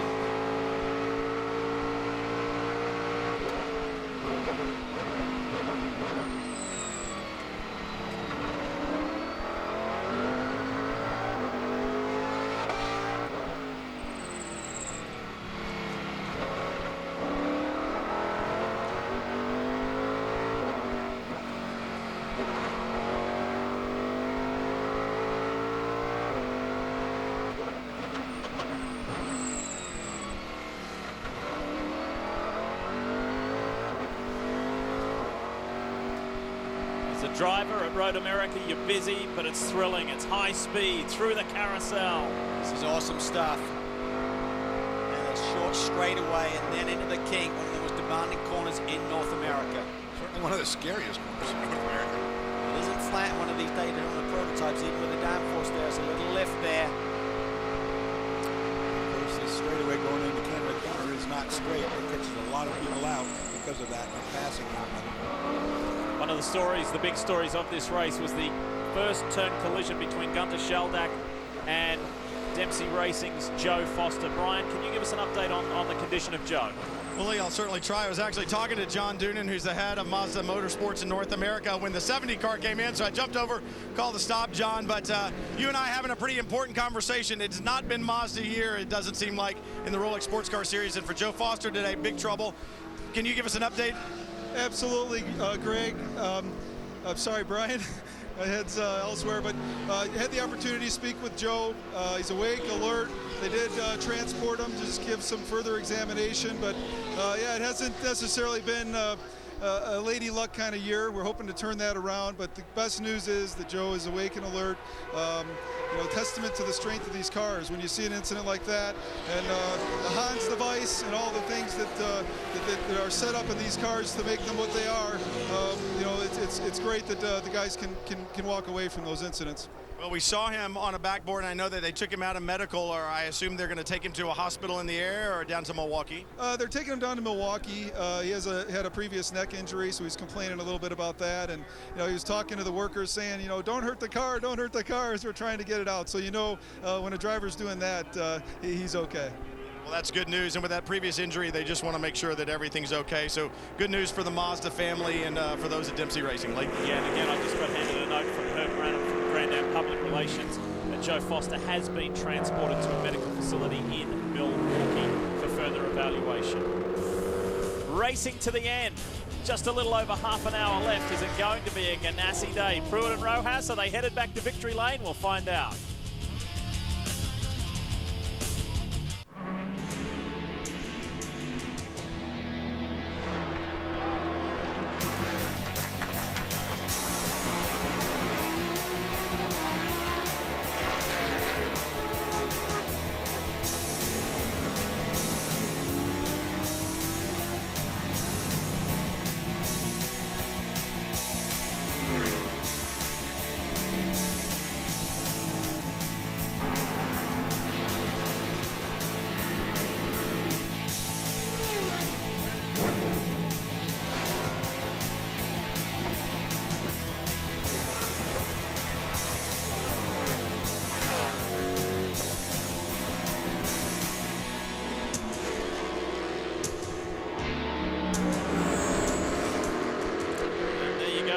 Grand Am road racing is so popular, and that's only the first half of the 2011 season. This is the first event in the second half. This is the 01 Telmex Lucas Oil BMW Riley for Chip Ganassi Racing with Felix Sabates, Rojas and Pruitt. Pruitt is behind the wheel and boasts a 5.8 second lead over Alex Gurney. Gurney got huge traffic on that last lap, did a 2:07 lap versus Pruitt's 2:04, and previous to that, he'd been equal to Pruitt's pace, so that really hurt Alex Gurney on that last lap through. Those are catching groups of GT cars that are racing their own race, and you'll get up against three guys, and you can't have them much. It's not their fault either, by the way. They have their own right to their race. Absolutely. Some key parts of this racetrack, like through the carousel, you catch them there, you're just going to really eat up a lot of time and trying to get through the traffic. Out of Canada corner, climbing up the hill, up towards the final turn, and to complete another lap, less than half an hour to run. That's what the margin looks like between the 01 and the 99, the arch rivals, Gainsco and Ganassi. Alex Gurney trying to reduce that deficit. Spoke to John Fogarty after qualifying yesterday. Said, John, the car looks hooked up once again. He said, man, we've been driving a car that we've been scared of all season long. I always felt like it was going to get away from us. We did that test day after the last round at the Glen. We transformed the car. We're putting the direction of the setup a lot more in the driver's feel, the seat of the pants feel, Dorsey. And sometimes the theoretical right way to go from an engineering standpoint doesn't work on the racetrack, and now they're changing direction a little bit. They're seeing results. And you can see it with the team. They're happy for once. You know, they've been head down. This is a great battle going on here. Dial is putting the pressure on Angelelli, so it's gone from leading the race to defending for a spot on the podium. Dial in that grout shield, Ford-powered Riley. It's another car we talked about, changing direction on setup with Ryan Dial. Said the car has come alive. Bill Riley has made this car magic again. When a driver gets confidence with the skill of Ryan Dial, he's going to get you results. Ryan lets you win, and he had one taken away from him, I should say, earlier in the year. This is a competent team and a very competent driver. Its time is coming. Watch this, watch this. Angelo Oliveira Very narrow on the entry there, DL. Perfect execution there. Just cuts underneath him. And he wouldn't have any of the grounding issue either, would he? Nice move from DL up into turn 6, down through Hurry Downs, and he's got 1 foot on the podium in round 7 of the championship. Another forward-powered car is in the top 5. That's the Mike Shank team. But let's turn our attention back to the Red Dragon and Bob Stallings Gainsco car. Let's talk with the 99 team and John Fogarty. John Fogarty sitting here watching Alex Gurney on the track. John, Calvin was just talking about the testing that you guys did. This car really seems to come alive. Very different weather, though, that we have today than we've had the last 3 days. Does Alex have a car to chase down Scott with right now? You know, we hope so. Pretty happy with the Gainsco Auto Insurance, BobStallingCars.com. Chevrolet, it is a lot different, but compared to the 10 car, we're in really good shape. You know, Scott's in a Riley chassis just like us, so it's a little bit more apples to apples. But we got slightly fresher tires, and we're trying to conserve, so we have something at the end. Watch those last couple of laps, guys. It could be a good one here at Road America. John was a little outspoken earlier this weekend because we're sharing the track this weekend with the NASCAR Nationwide Series. John said, you know what I'd like to see? I don't really like seeing the Nationwide cars here. I think they should use the Nationwide engines in one of these Riley chassis. He said, that'd be something. That'd get my interest going. It's a very exciting weekend because there's some road course ringers in the Nationwide Series. So lots of great racing, road racing that is, going on all around the country this weekend. Here's Mike Shank's Crown Royal XR Ford-powered Riley. Oz Negri behind the wheel after John Pugh achieved his career best qualifying in 5th. And these guys are really starting to have a strong mid-season. They really are. They came here and tested about a month ago and found a lot of speed here at Road America. And of course, all of the Fords this weekend have 200 more revs to work with. They're up to 7,400. Compare that to the BMWs at 69. That's a significant difference. It not only gives you more torque and range to work with, the difference is also when you wind the gear out and you drop to the next gear, you're really in the meat of the power curve. Exactly right. It doesn't do that much more horsepower. It does give it a little bit, there's no doubt about it. But what it does for gear coupling and gear mathematics between each gear is huge, particularly here where you've got wheels on. You saw the 77 Office Depot Delara of Brian Frizzell who runs 6th behind Negri. That's a good effort considering he served a drive-through penalty. And here are the sister cars, the 5 and the 9, Darren Law, Joao Barbosa. As we told you earlier in the show, 3rd and 4th in the championship. Very strong positions for the Action Express Porsche Rileys. Darren Law has the upper hand in the 5 at the moment over Joao Barbosa. So Podolicchio is 9th and Antonio Garcia is in the top 10 in the Spirit of Daytona Coyote. Lee Keen leads GT. However, a lot of the front-running GT cars need to come in and pit in the next 25 minutes. Who will end up on top? Maybe a TRG Porsche.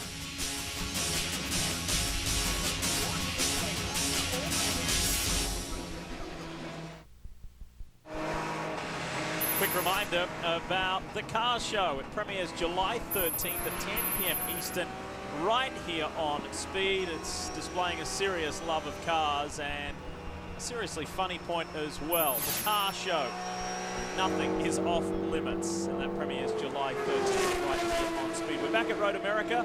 You're watching Sports Cars on Speed. You're watching a pretty thrilling battle for second place in the GT ranks. Well, maybe second, because we've got to see how it cycles out.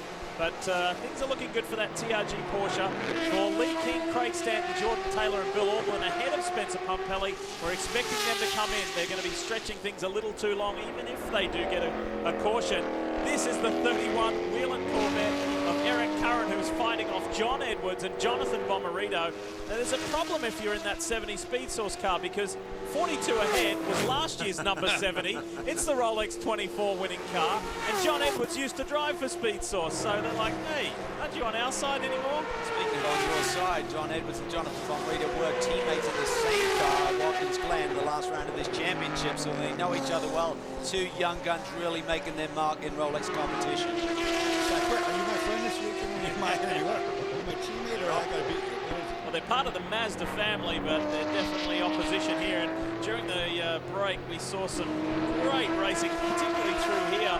Sideways action. These guys are just hanging on to it. Eric Curran's looking in his rearview mirror more than he's looking forward. Again, the Camaro and the Corvette got a little bit more weight added this week, and they now run a restricted, previously unrestricted in terms of the air intake, Dorsey, and that changes things a little bit. Changes the torque curve, should hurt the torque a little bit. but that weight is something you always have to consider down in these brake zones. And this 31 car, if you add that weight up, it's received an additional 75 pounds throughout the course of this racing season. Here is the legitimate GT leader, Lee King. However, Lee has been out there for some 22 laps, so fuel's not going to stretch that long. The Magnus Porsche of Craig Stanton is second right behind. Well, we should say in the last 20 minutes of this race, a lot's going to go on because many of these GT cars that are leading right now are going to have to make pit stops. I think a lot of DP cars are in the same situation, and everybody's playing off the one caution, which changes the complexity of the race. Dorse, what's the fuel situation for that car right there, the 44 Porsche? Let's find out. Here's John Potter.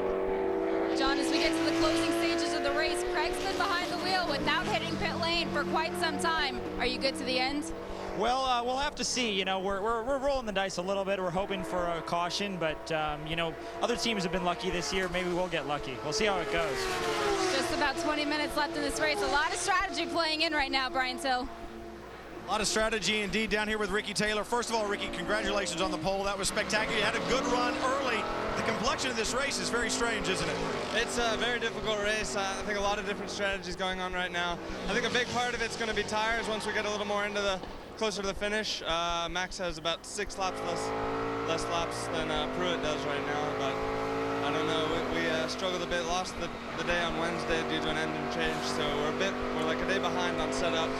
So we're struggling a bit, but I think Max can get it done. Talking about less laps on the tires, the boys up in the booth were talking about strategy, and they were questioning why you guys didn't come in. Is that the whole idea, to give Max a little fresher car at the end? Yeah, I think track position here is going to be pretty important, and it was pretty good how we had a couple GTs between Fogarty and Pruitt, just to try to get a little bit of a gap. Then we went as long as we could on the tires, came and gave Max some fresh tires. They were telling me throughout my stint I only had to do a couple laps, so I really tried to do a couple qualifying laps, and they go off pretty fast. But I think when you're considering how they go off and you can plan for it, I think you can make the damages a bit less. Well, that's the strategy from down here. They're trying to make sure Max Angelelli has something to fight with at the end, Cal. Yeah, I mean, there's a lot going on, but I'd like to be in the 01's position a lot more than I would the 10 right now, fresher tires or not. Looking at the board, obviously, there's only one lap between when Pruitt and Angelelli pitted, but remember, Pruitt came in just for a top-up of fuel and didn't take tires, so Ricky's right. 6 more laps on the tires for Scott Pruitt. And the gap from Pruitt to Angelelli, first to fourth, is 18 seconds, and we've only got 18 minutes left. See you in a moment.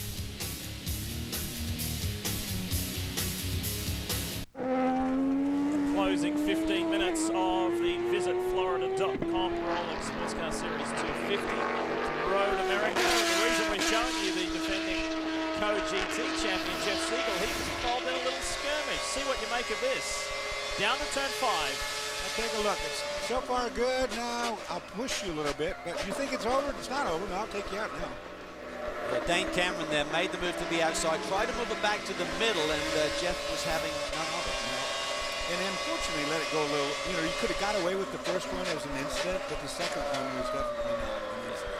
We gave you the rundown in GT and told you that Lee King, this car here, was leading. This man here was leading. However, the fuel light has just come on in the 59 Brumos Porsche.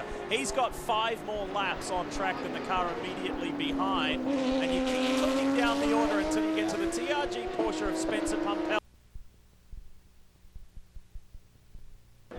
Out on track than the next nearest one. Let's hear from Greg Jones, the man who called the strategy to call Pumpelly in. Greg Jones, you guys have seemingly played the strategy perfectly. You're good to the end on fuel.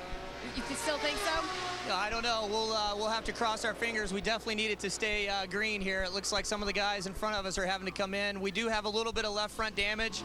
Looks like our hood pin might have been broke on the left front on that crash, so our hood's not doing too much favor for us on the aero right now, but hopefully we'll do this well. I heard you on the radio with Spencer. What are you telling him at this point in the race? Just basically to keep his head above him, make sure that he watches the mirrors a little bit because we do have some charging cars behind us, but just keep his head on him and go for it. All right, wish you the best of luck. Very TRG-esque right now, guys. It certainly is, Jamie, and let's remind everybody about what happened to the Sargent Lundy Porsche early in the race. We ride on board with Steve Bertha. Coming down through turn 1 there, just gets up and over that rumble strip, loses it, and then there is contact Seemed pretty heavy, Dorsey. I thought their day was ruined, but fortunately for him, he manages to get it back to pit lane. No significant damage. They kept it on the lead lap, and now they're in with a shot of a victory. And also, fortunately, that spin and crash happened before the big one, so it gave them the whole caution period to get everything worked out. Now, in the meantime, 59's coming to pit lane, and we heard that the 69, which was roughing up the 41, has gotten a drive-through penalty call. Dominoes are starting to fall here. We thought for sure that Lee King would need fuel. They've gambled that Watkins Glen got the victory. Not going to work today. Brian? Keep it running, watch your speed. Crew set up down here, Lee King. What a long run down pit road it is here at Road America. It's got to be excruciating as the traffic's flying by out there at well over 140 miles an hour. It'll just be a splash. Crew over the wall. They're going to leave the Continental tires on. King stops a little bit short. The hose wouldn't reach. Has to refire the vehicle. They pushed it forward. Wait for the fuel. And while the strategy worked in Road America, Watkins Glen, as you said, Calvin, did not work here at Road America. And Craig Stanton had already got by him. Aublin's gone by him. The 88 of Jordan Taylor's already gone by him. And the 67 of Spencer Pumpelly had already gone by. And Aublin just made a big power move on Jordan Taylor there to get that track position away. So the question is, how are these guys on fuel? How is Craig Stanton? How is Aublin? How is Jordan Taylor? Is this going to lead the victory to Spencer Pumpelly, who's next in line? And for the Brumos boys, it was the worst time to have that little glitch right there. It cost them extra time where they don't have it. We're too close to the finish. Remember, it was strategy and a little luck that got them that victory at the Watkins Glen 6 hour. Spencer Pumpelly, he may be in the catbird seat, but he can't afford to relax because there is a charging Eric Curran right behind him in the Wheeling Corvette. He's only a couple of seconds now. It's down to 1 second that Eric Curran is behind Pumpelly on the racetrack. And this is going to be a fuel issue, no question. It's hard to conserve fuel when you got somebody breathing down your neck, and that's what's going on right now. Corvette should be coming into view any moment. Craig Stanton has in excess of 10 seconds to the next car in GT, which is Bill Aublin, then Jordan Taylor, then Spencer Pumpelly and Eric Curran. How is this fuel gamble and this fuel strategy going to play out? This is the battle that Calvin just told you about. Here comes the Wheeling Corvette for Marsh Racing, Eric Curran. He doesn't have his regular co-driver, Forrest said, with him this weekend. John Heinrichs, he started the race, the GM veteran. Did a great job, handed over to Eric, who incidentally was in the middle of various skirmishes yesterday in the Continental Tire Challenge race. Hood's got to be killing him on these three straightaways. It really is, and he talked about it. The TRG team said we need green flag running. They do, but right now they've got a car behind them that's a little bit quicker. Curran is good to go on fuel. He is in the same boat as Spencer Pumpelly, and his car is not damaged. So power to the 31. The question that needs to be answered is, how are Stanton, Aublin and Taylor on fuel? Surely they'll have to come in. We've got an estimated 7 laps to go in this race. Look at these guys. They're all getting pretty close here. The two Masters are coming up on these guys once again. If they need to save any fuel, if they are close on it, start to draft off one another and save a little bit of fuel if you can. Can Spencer Pumpelly hang on? Meanwhile, up front, this man here, the man, Scott Pruitt, has 6 seconds. Our last commercial break, then we'll take you all the way to the checkered flag.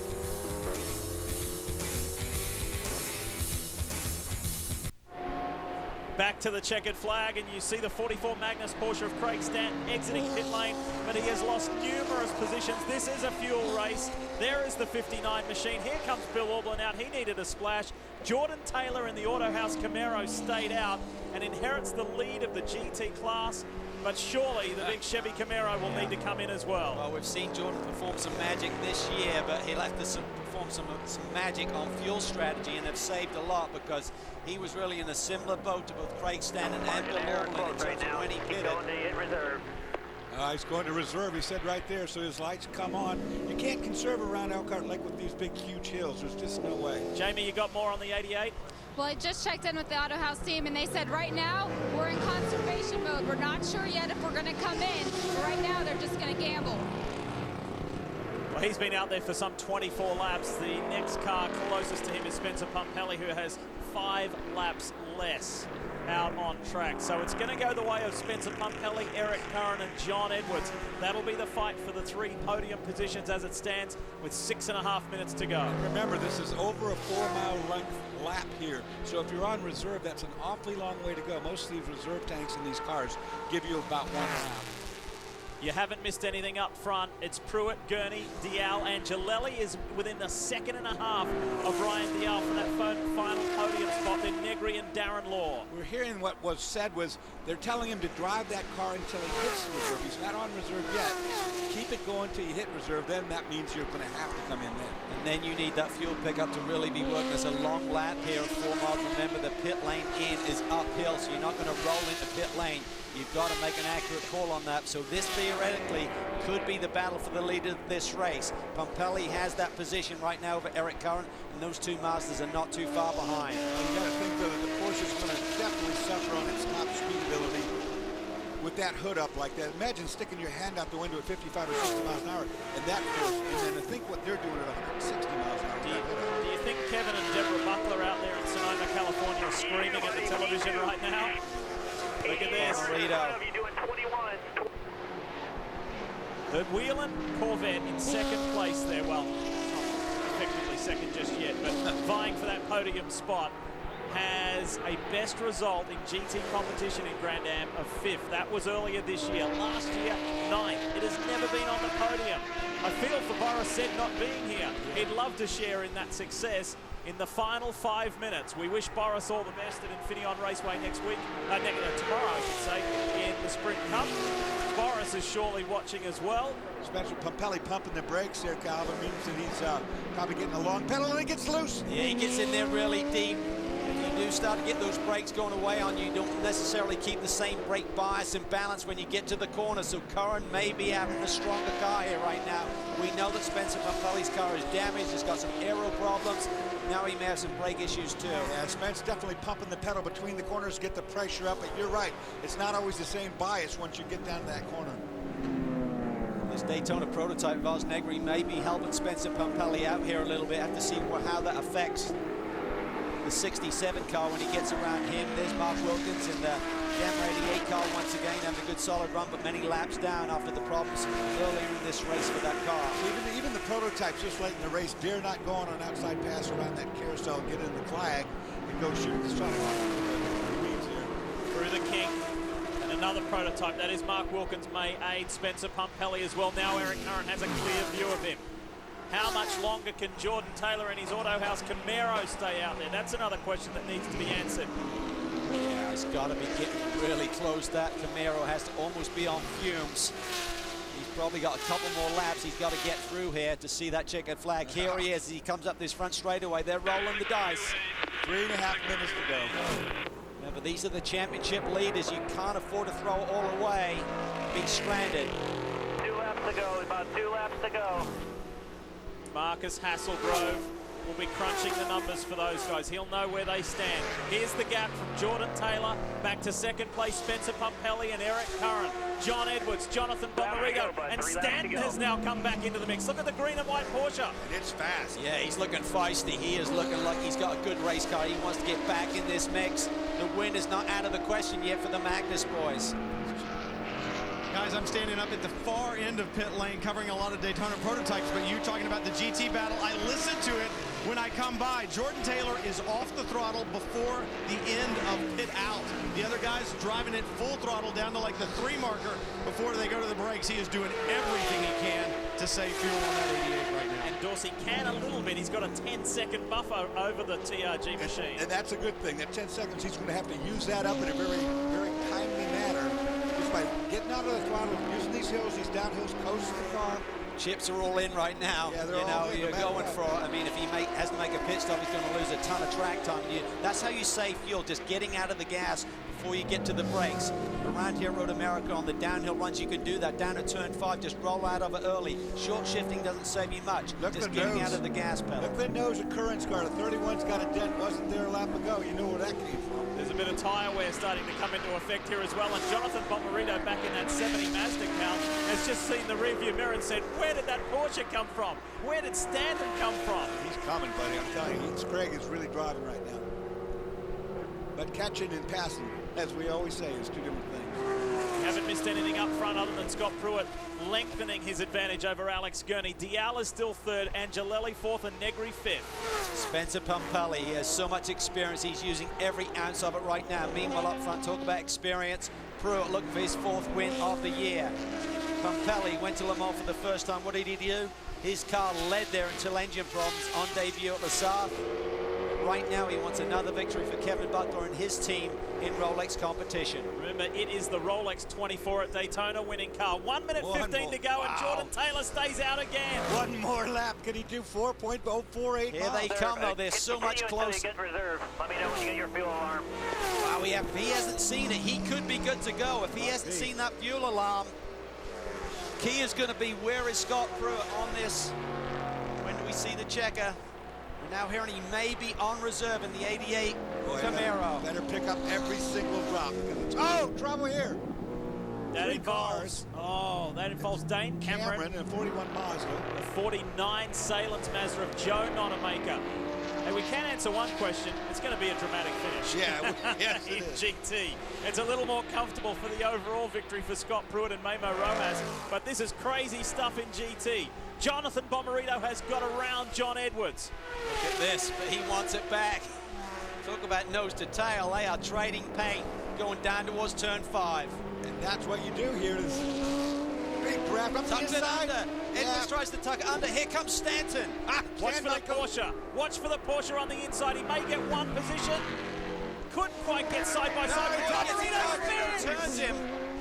I think Craig just got into his left rear corner enough, right at that critical point in the corner where he's fully loaded, and turns Jonathan Bomarito. And Craig wasn't trying to do that. That corner is off camber. Here, sneak off camber. Current's off.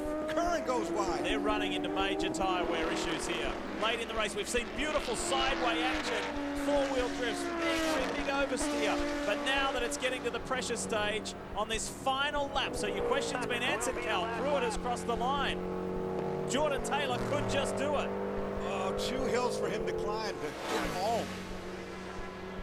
Where is Pruitt? Is he close enough to get by that 88 and bring Jordan Taylor home? Was there contact between those guys? I don't know. They're looking at that. It's off camber corner. It's really easy to push in. This is going to be the weird thing. The clock of 2 hours may run out before Jordan Taylor gets to the line, but Pruitt, the overall leader, has not seen the checkered flag of this race, so this could be a factor in terms of whether the 88 car has to do an additional lap. Oh my gosh. That would be just bad luck. Oh, they had a bad break with it. Look at this. We're over the 2-minute mark. He's going to cross the stripe, but he's not going to see the checkered flag. He's seeing the white because the overall leader still has to come around. Coming home. And he's used up his 10 seconds, too. Behind him is the whole pack of GT cars coming. So they're going to roll the dice. They're going to go for it, but Spencer has caught him. Very aggressive fuel savings. Very aggressive. Very aggressive fuel savings, but Pumpelly is there. These guys have got fuel on board. They can go for the victory. Here is Pruitt in the 01 in this heavily affected by caution race here at Road America. The GT boys are going to fight for their class victory right here, right now. The irony is the position of the overall leader at the last race at the Glen cost the 88 the victory there. Remember, they got broken up from the 59. The 59 eventually got a wave by and got them the victory.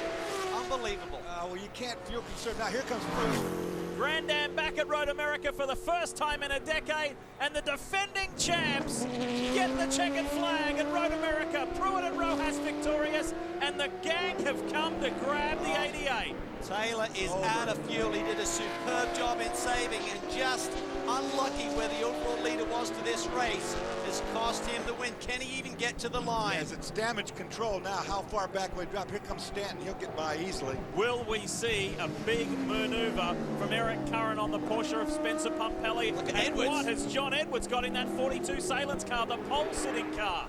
This could be a Cinderella story for the Nonamaker family and the Salens team. Edwards won here yesterday in the Continental Tire race along with Matt Bell in a Chevy. Today he's got Mazda power looking for another win. I think Curran's out of tire, not out of fuel. I think that the Corvette is used up. Around a 4-mile track, a legendary venue like Road America. You couldn't ask for a more thrilling finish than Watch this. Edwards here. Watch Edwards here. He's going to get aggressive. Curran defense to the inside line. Look at Edwards, tries to go the long way around Canada corner. Oh, he's out of fuel. Spencer's out. Spencer's out of fuel. Now this is for the win for the Corvette. But will you get the podium? Unbelievable. Couldn't get the win, but we'll get the podium, he said. This Whelan car, the Marsh Racing Corvette, has never even been on the podium in Grand Am Series competition. Out of the final corner, the run to the line, Eric Curran and John Heinrichs are going to do it. How about that? Forget about the podium. We'll go to victory lane, says Eric Curran. Fantastic result for this Teddy Marsh run team. Sonny Whelan will be thrilled with that. Against all the odds, they do it. Disappointment for Spencer Pumpelly and Steve Bertho. Wow, I tell you what, they all had the cards out on the table. They did everything they could do. Spencer got on the brakes and loaded the car up through Canada. There was no gas getting to that pickup. He was starving. Curran was thrilled. For the Ganassi boys, they know what going to victory lane is all about. But for that Marsh Racing Whelan Corvette, it is a first in Grand Am competition. Back to wrap things up from Road America, the wall move of the race. It was dramatic, that's for sure. But the move was this here, climbing over the fence, completely healthy, uninjured, Gunter Shaldak. What a lucky escape in a very dramatic occurrence at turn 1 in the Cool TV Camaro. And how about this? This is pretty cool too. 4th race victory in 7 events this year. The defending series champions, Memo Rojas and Scott Pruitt, prevail. They had the fastest car in race trim, but they had the best execution and best strategy. That was a great call by that team once again, Brian. Down here in victory lane, Scott Pruitt just pulled in. It's been 3 races since the 01. Stood on the top step. I think Scott forgot how to get to victory lane. He took the long way to get here. Memo, you're standing here, great run. You guys struggled for balance in the warm-up session this morning. I know car came good, but we talked about a strange complexion to this event for sure. Yeah, I mean, we struggled in qualifying and warm-up. We were a bit lost, but we found some things with our car. John Hennick did a great job, and we had a really good recovery for the race. Great job. And Scott Pruitt, I was joking. I said it'd been 3 races since you've been here. You forgot how to get to victory lane. Congratulations. Great run there in the end. Looks like strategy really paid off for you guys that last stop. Yeah, the Telemex BMW ran great. Thanks for Steve Dinan. We had to make some big changes this morning. We weren't happy with the car. I had my family at home. And so it was one of those things we weren't really sure what we're going to have getting into the race. Timmy and I were going back and forth. Should we stop? Should we not stop? Should we stay out? Should we not? But that yellow was so long, it just made sense. Timmy made a great call, and we're back to victory lane.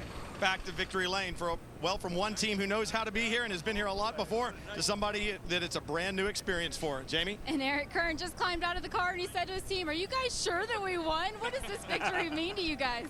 Oh man, we've been trying so hard with this 31 Whelan Corvette, and all through last year we've led, we've had poles, we've had a fast car, and we've managed to screw it up somehow or another. So really happy. I mean, Sonny Whelan for helping us this whole program, Teddy Marsh, all the Marsh guys, the whole crew. The 31 Corvette was awesome. John Heinersey came aboard. Poor Boris, sorry bud. But couldn't be happier.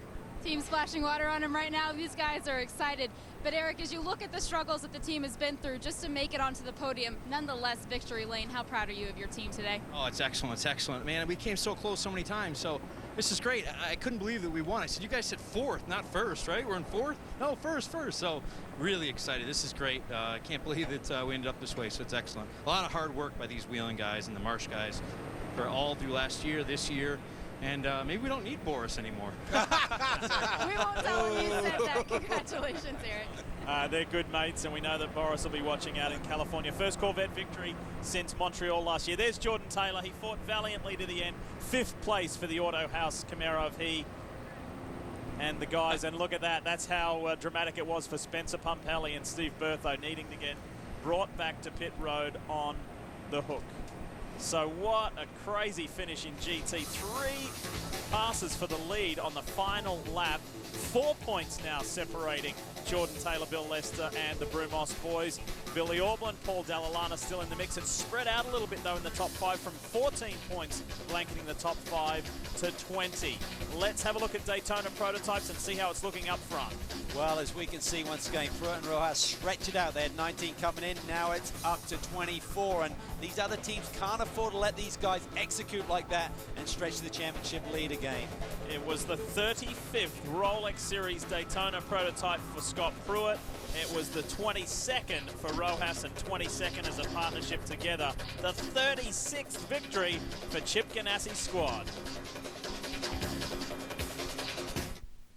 Is it so wrong for man to love cars? In some states. Maybe. But I don't care. I'm a gearhead.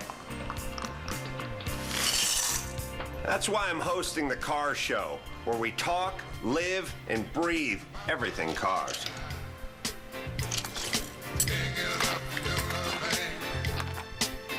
The Car Show, coming July 13th to Speed.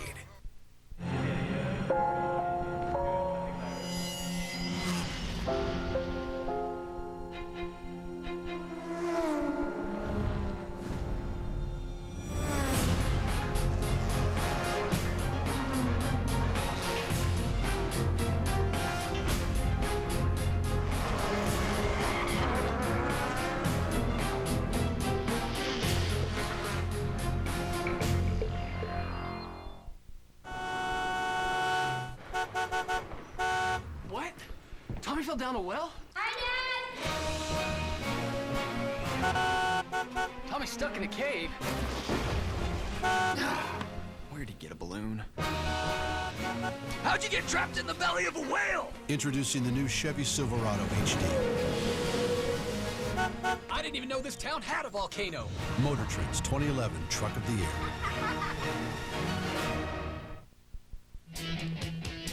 Speed's coverage of the Rolex Sports Car Series is presented on Speed by Rolex, a crown for every achievement. Brought to you in part by the Capital One Venture Card. What's in your wallet? And by Continental Tire, innovative technology, driving confidence. I don't think we have ever had a boring 2-hour race format. These things, whether it be long cautions, crazy strategy, they're always entertaining. They are, and it's continually changing, so it's really keeping all of the teams, the engineers, the strategists on those pit boxes on their toes. You had to be flexible. You can't afford to get locked into what you were thinking yesterday. It was changing by the minute. And what can you not like about Road America? I mean, we belong. This is road racing capital of the United States. A beautiful track, beautiful weekend. Guess what's coming up next? Mazda Raceway Laguna Seca. We're in the middle of a really good time at the moment going to these legendary racetracks. Quick congratulations in GT to Team Salem, their first podium in Rolex GT competition after getting their first Rolex GT competition pole position. Well done to Team Salem.